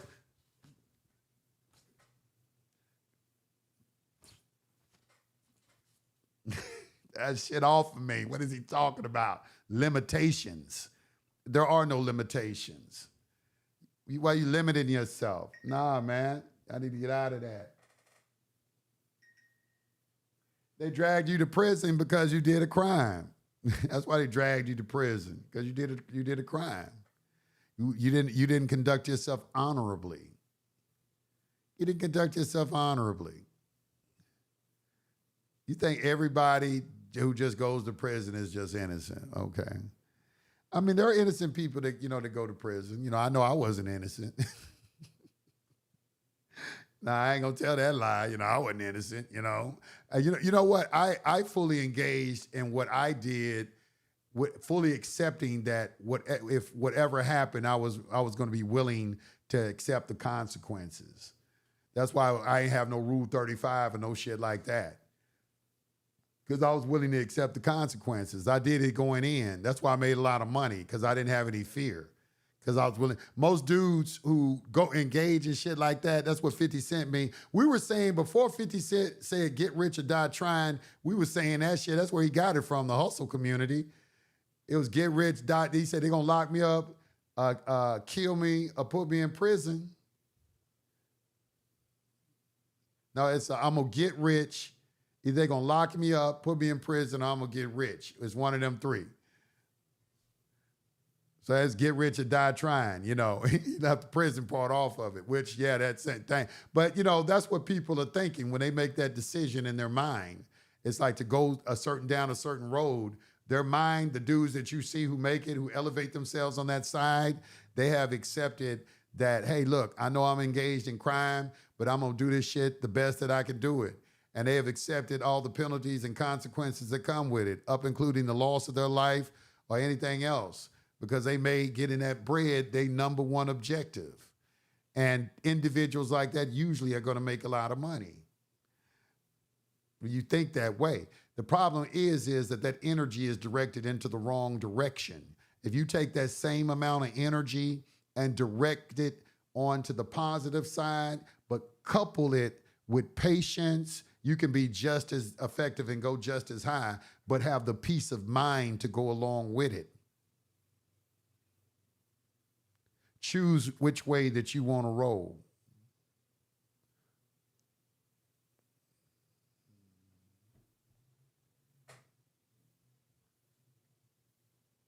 Now, prison is not a chance. You don't need to go to prison to learn the law. Hopefully you don't want to do that, but people make mistakes. Everybody makes mistakes. It's not the end of the world, that's for sure. But, the thing about it is that, you got to start, my message is to get people to start governing themselves so we won't have anybody going into prison in any capacity whatsoever. And I'm trying to lay out a roadmap for that. You have to get to this point, this is the next thing they've done. They have turned you off to this word God. Just by you saying God or the Bible, it turned off a lot of people. But see, I see why the need for religion, even if it is not interpreted correctly in a lot of instances, I see where the moral aspect of it is necessary, because you can crumble a nation by eroding its moral foundation. We start eroding our moral foundation, and as long as I've been living, it just seems like the world is descending more and more into this morass of immorality, just deeper and deeper into it. Where right now, I think we've trumped anything we've seen in Sodom and Gomorrah. I think we've trumped it. I think we trumped anything in the Bible that was talking about Sodom and Gomorrah. I think we have 10 times worse than that's happening in the world today. I'm being honest with you.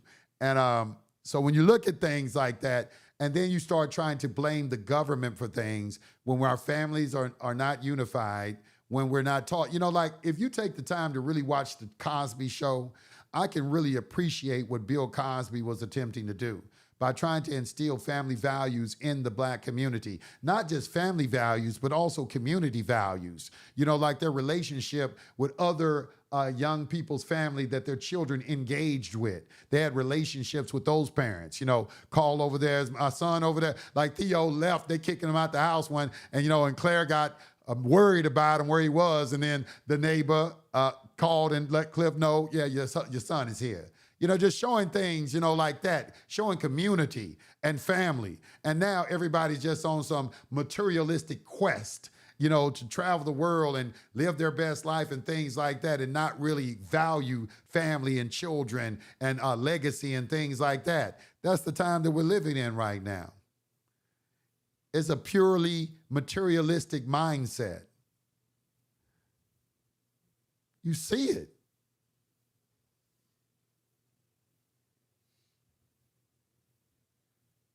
It said, what? It said,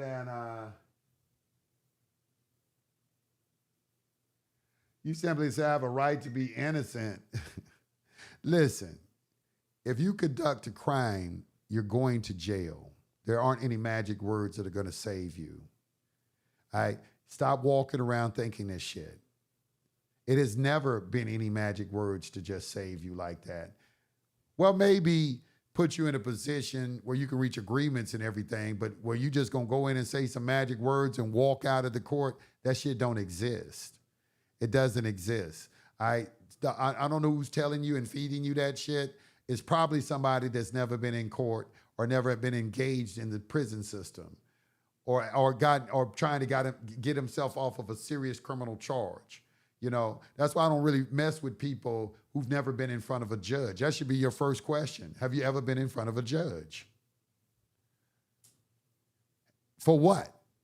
A traffic violation? Traffic violation is just practice to me. That's some practice. That's not serious. That's not exercise. That's not nothing. Traffic violations, something that if you lose, the worst that could probably happen to you is you go to jail for 10 days. That's what you're talking about? Man, you tripping. That might sound serious to some people, but that ain't shit. That's not nothing. That ain't nothing. It's when you're trying to beat a felony charge or something. Somebody trying to give you 15 years in prison or something like that, and you trying to use one of these defenses. That's what I'm looking at. I'm not looking at that shit from dealing with traffic citations and bullshit like that.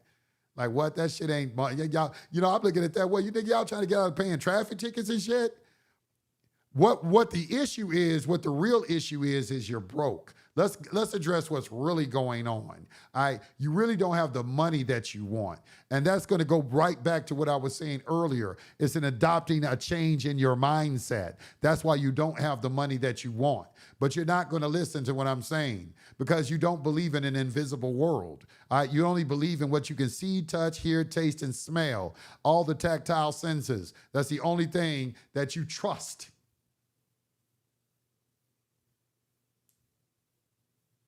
And you'll forever be stuck.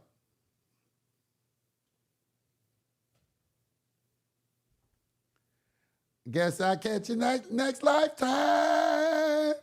What Erykah Badu say, catch you next lifetime. Because your ass going to be stuck for the rest of your life. You ain't going nowhere, okay?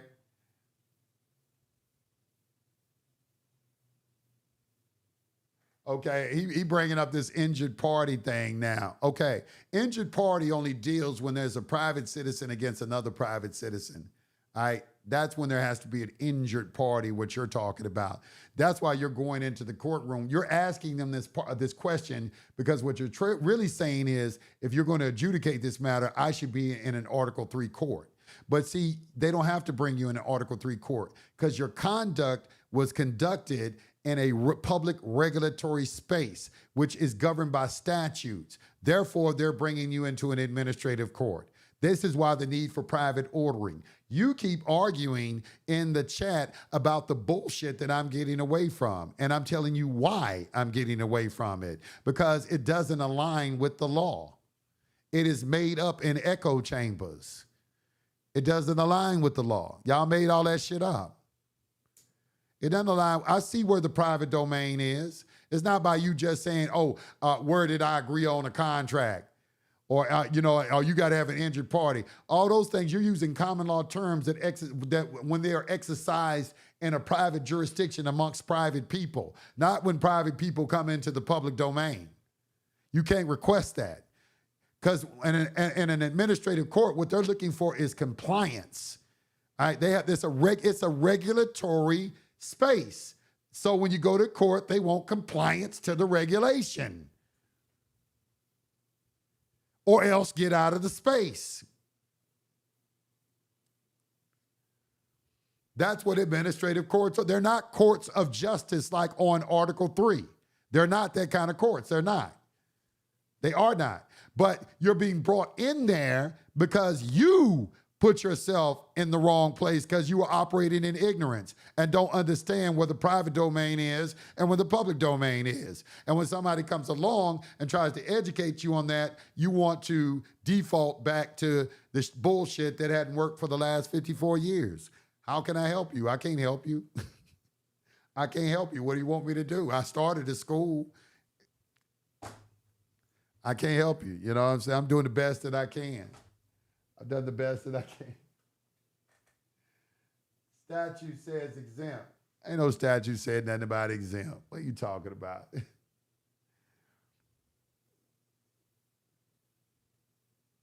You on this, listen, you need to get out of this sovereign citizen conspiracy theory train and just truly study the law. I'm telling you, nothing is going to work for you till you get to a point where you just get tired and you say, I'm going to learn this shit myself. Fuck all these niggas, what they talking about.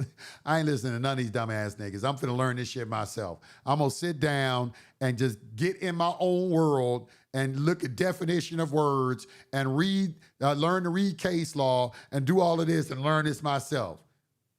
and watch and see when you come out on the other side, do you still see this shit the same way these motherfuckers all over TikTok and Instagram say it's going?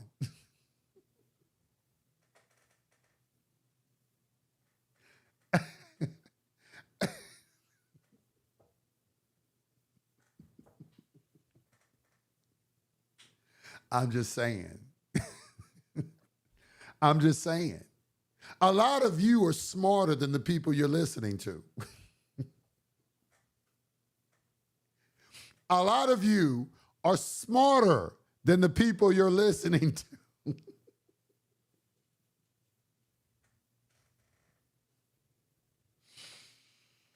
Damn. That's some cold shit right there, boy. Damn. And think about that, man. If think about if you find out that you've been listening to somebody you just have more capacity of comprehension than they have. You know, you come behind them and read. They've been telling you this means one thing, and then when you really look at it, like, that ain't what that shit says.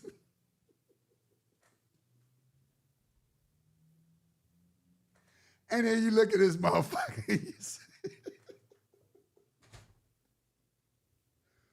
You know, you're looking at him and you're saying, this motherfucker, you know, I've been listening to this dumbass thing.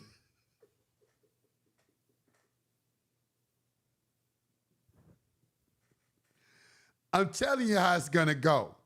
That's how it's going to go. That's how it's going to go. Somebody just had that happen to them today on TikTok. He brought me a case. And he said somebody told him this is a right to travel case. It wasn't about that. It was about Fourth Amendment violation. You know, they were setting up roadblocks because they were trying to deter crime. And so they were stopping everybody who came through. And that was looked at as a Fourth Amendment seizure. And so the court had to weigh it and say, is this necessary? What purpose does it serve? Is it violating some kind of right? And they said it did. It's seizing their property. But it didn't have anything to do with the state's ability to regulate travel.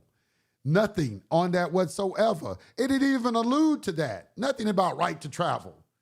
It didn't even allude to that. But he gave it to him and said it was a right to travel case.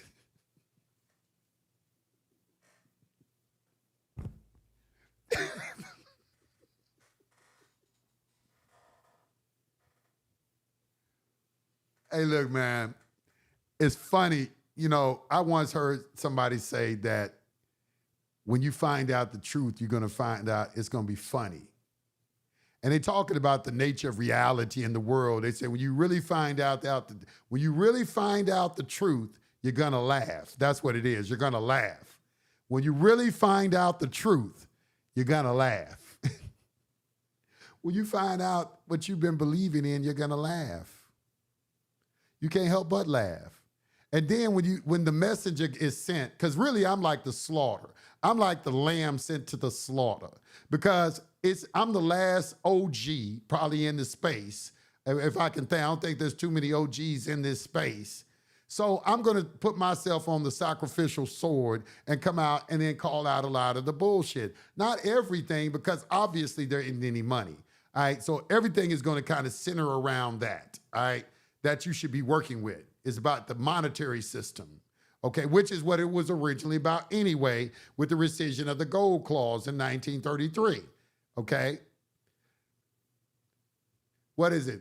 HJR 192, June 5th, 1933, Public Law 73-10, and all associated policies, codified in Title 31, 5118, rescission of the gold. Okay, so that's where, you know, that's the cause of everything too. But let me see.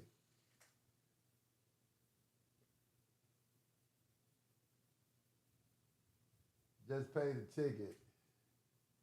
Jurisdiction is based on, your actions, where you're located. That's how, it's like they'll say, well, this is what they'll say. They'll say, I'm a private state citizen. Therefore, you have no jurisdiction over me. Okay. I don't know where that came from. You know, it's like when you even study history, I study history too. And I can't even see in history where it came from.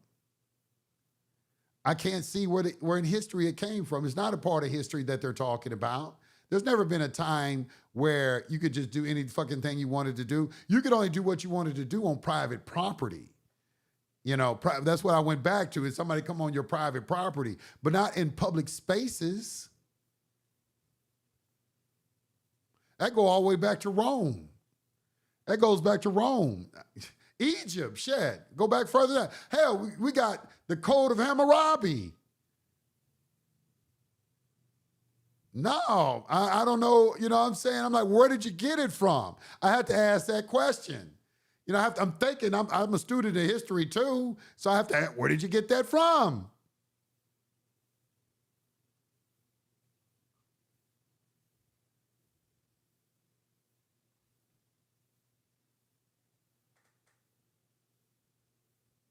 What about if you build a house for yourself on your land and you make a private loan agreement between you and the company you make? This way you can place a lien on the house.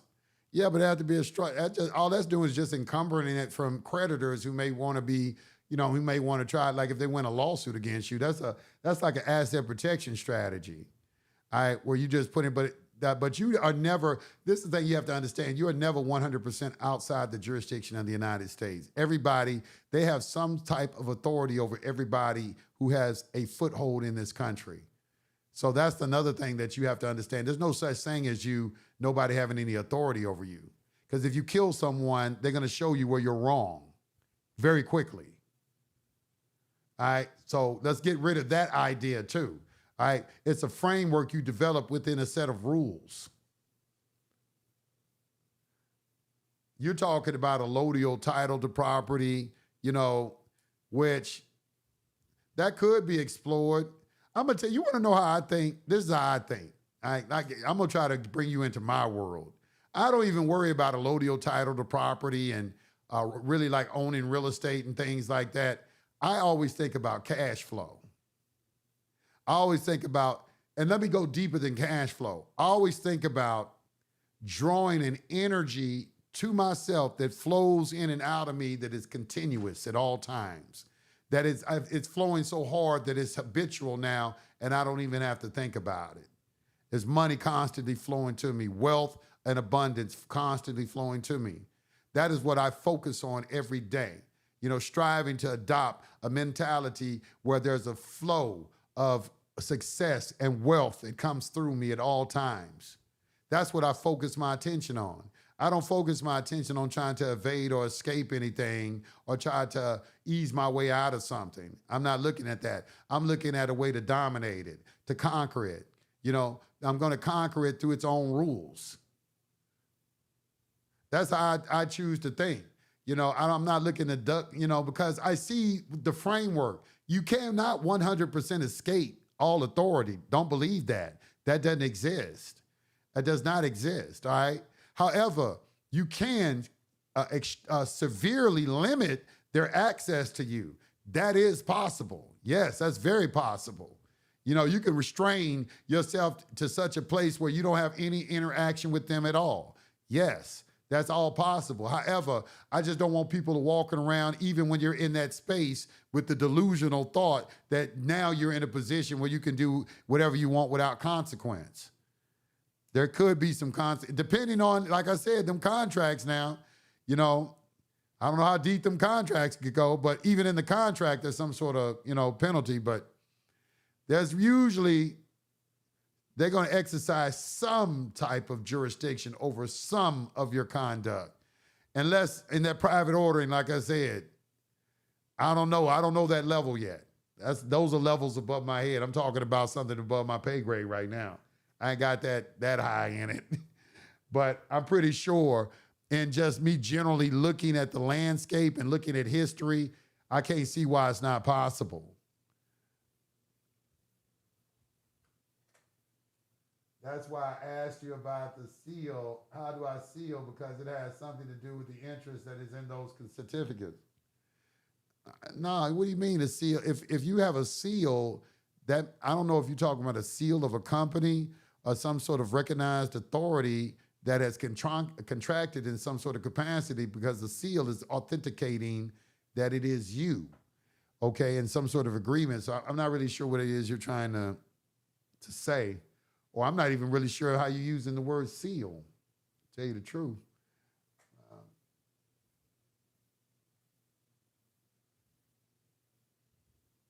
He says 100%. It's 100% worse in Britain just now. You got it good. I was over in Britain. I didn't like it too much. You know, it was. I'm not gonna say I hated it. I didn't hate it, but it wouldn't be one of the first places I'd choose to live if I went to Europe. You know, it wouldn't be the first place I chose to live. There were some other places in Europe I like more. I thought Germany, Berlin was nice. I thought Switzerland was nice. Um, you needed some money to live in Switzerland, though. You need some money. You need some money to live in Switzerland. I couldn't live in Switzerland without money. There are some places I could live and I wouldn't have to have that much money. But in Switzerland, if I see for me to really enjoy myself, I would have to have some money. It wouldn't, some serious bread. Let me see what else. France was nice. France reminded me a lot of America in some aspects because it's very multicultural. In Paris was very nice. I like Paris. I'm sure there's an ugly side to it, but when I go, I don't go to the ugly side of anything. I want to see the beauty that the city has to offer. So I did see all the beauty in all the places that I'm talking about. I just saw all the beauty that they had to offer. I went to Madrid, Spain, and I went to a park in Madrid, Spain. They had such a beautiful park, man. The architecture and some of the architecture that they had preserved. Oh man, Madrid had a very, very nice park. Beautiful, one of the most beautiful parks I've seen in my life. Uh, and it was very, very nice just walking in the park. It was very picturesque. It was kind of something, reminded you of something you see in a movie. It was nice, man. It was really nice. But Spain is not multicultural, so I couldn't live in Madrid. There's no way I could live in Madrid. No way I could live in Barcelona. Maybe Portugal, I think I could probably live in Portugal. Portugal is definitely a place you could retire at. Let me see.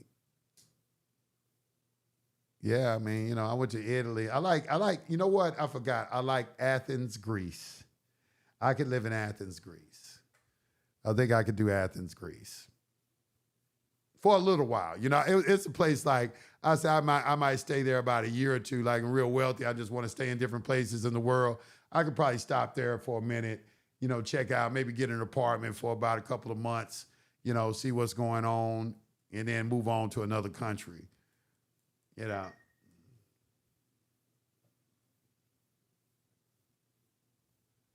Let's see, I just did the subfloors. I'm going to the Swiss Alps. Going to the Swiss Alps, okay. They offer still there if you want it. Use Avail for a privately developed, tailored AI bot. I did send email. Okay, all right. Privately tailored email bot. All right. Might be interested in that. Might be interested in that. The people, they don't like these AIs, right? Let me talk about the AI thing for a minute. A lot of the people in this space, they attacking people utilizing AI. And however, my position is AI is a wonderful tool because law is a science and it is a very analytical subject. And that's what AI is, an analytical tool, okay? So it can measure things very precisely, which is what law is. Law is a precise science. So I don't understand why they'll say, well, it gives you wrong answers. No, what really happened is you gave either a wrong input or you didn't understand how to narrow down or basically, just go back and forth with ChatGPT to make sure it got a clear understanding of what it is that you're asking it. Sometimes you have to keep asking it questions and modify your questions, and then it'll eventually get around. You'll come on common ground. And then when you come on that common ground, what will happen is it will provide you with some information you probably didn't. That's how you think I learned all about this private ordering and all this stuff that I'm talking about. Man, I was going back and forth with ChatGPT for like days on end and everything because there are things that I know that are that is true. You know, for instance, I'll give you an example. Like in understanding with jurisdiction, okay, I understood that you have under the de jure Constitution, there is a legislative, executive, and judicial branch. However, I also understand that under administrative law, they have created also a legislative, executive, and judicial sub-branch of those de jure branches. But it's all descending from the legislature. That's called the administrative state. They exercise legislative, executive, and judicial power within their own branch of government. And we get tied up into that. That's why people saying that, well, we've contracted into something. Well, you didn't contract into it expressly, but with the acceptance of the benefits and privileges, yeah, you're obligated under that statutory jurisdiction. All right? So in understanding that and engaging ChatGPT about the court system, it's going to try to probably give you a traditional answer that you can find on an attorney's website to kind of send you down a rabbit trail. However, if you know how to introduce incontrovertible evidence or use some sort of reasoning with it that it can't deny, it will alter its response and relent and then modify itself. You know, it does that. And you gotta know how to use it as a tool. And that requires you to be a thinker. You know, you have to know how to analyze information yourself and know how to convey that information. I'm a teacher, so I can structure my words in a way with it where I can tailor or narrow it down to what it is I'm trying to convey. And we'll reach common ground. And I can't tell you the amount of times that when I reach that common ground, ChatGPT is able to educate me on a variety of different things. Well, did you know about this? And did you know about this? Did you know about this? I'm like, no, I didn't. And then I go and research it, and I'm like, wow, that's there. I can't believe it. I never knew that was there. That's what ChatGPT does, if you know how to use it. But you'll never learn how to use it if you're stuck on this mad because it's not saying what you want it to say. It's not going to say what you want it to say.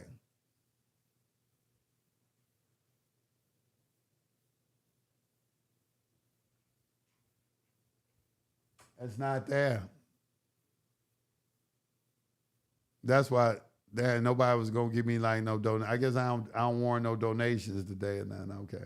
Y'all want to ask me some questions? If y'all start donating, I'll start answering some questions. Let's see.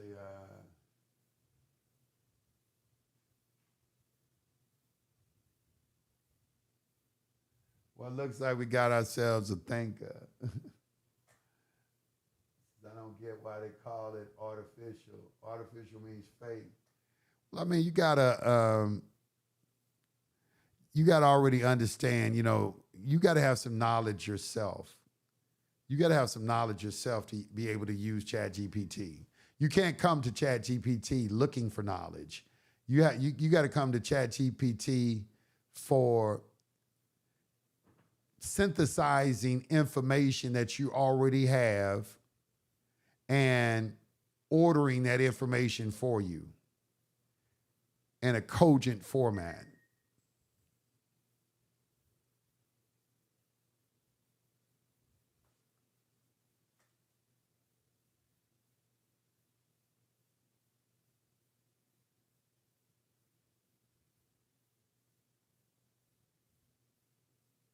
Yeah, artificial intelligence. Well, I think artificial intelligence is not a necessary oxymoron. I see that it emulates. See, it's a very complex algorithm, you know, because when we get into self-awareness, now we have to get into a discussion, I think, of spirit and soul. Because if you're self-aware of who you are, I think the next step is to have feeling. And if you have feeling, that denotes that you have a soul. So are we actually creating life? You know, it's like, that is an achievement. Now, I ain't gonna lie. I will say that man's ability to create AI the way it is at this now we just we at the forefront of it. Think of what it's going to be like in the next 10 years. Just in the next 10 years, what AI is going to be like. It's going to completely dominate all of society. I have no doubt about that. You better position yourself. Only thing you can do that if you want to remain associated with the public, you better be ready to adapt to what's coming. If you're not trying to get ready to adapt to what's coming, you're going to be in a very, very sad state. They're probably going to force you out of the community and send you out into the wild. That's why they're showing y'all movies like that, where, like Hunger Games, some shit like that. Okay, you go out there, you do whatever you want to do out there, build whatever you need to build, but get the hell out of here. That's what I think is going to happen.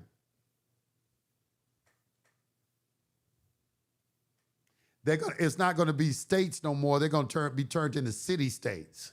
That's what that you're going to be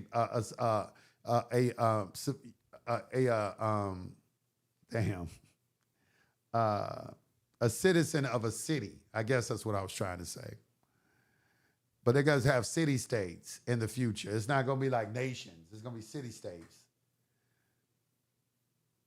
which makes sense too. The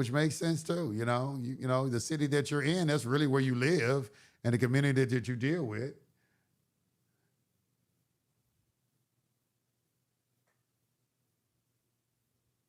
Captain Fantastic. We need more people like that coming together.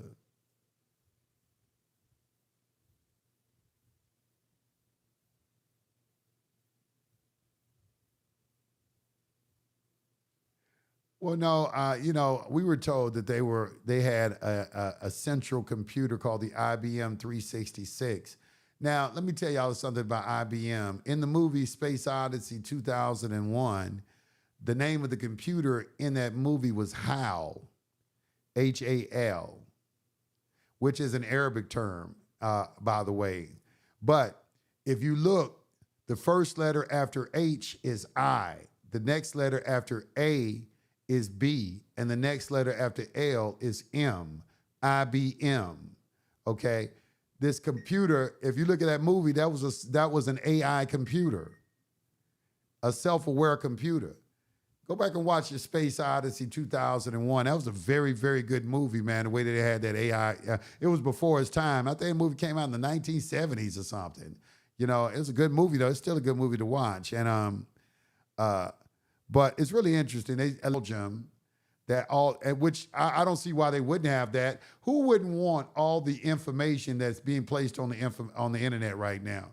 All that data, all that habitual data from every human being on the planet, and put that in a central computer, and you don't think that they can create some sort of AI robot to govern humanity? They can create an AI robot that'll govern humanity based off all that input data. I don't see why not. Hey, look, y'all, I got to get off. It's 6:50. I got to get ready for class. So hopefully I'll see y'all at class tonight. It is at 9 o'clock Central Standard Time. Join SBC University at sbcuniversity.com. It's going to be a real banger tonight. You missed yesterday, boy. Yesterday was woo. Anyway, peace to the gods. We'll talk to you later.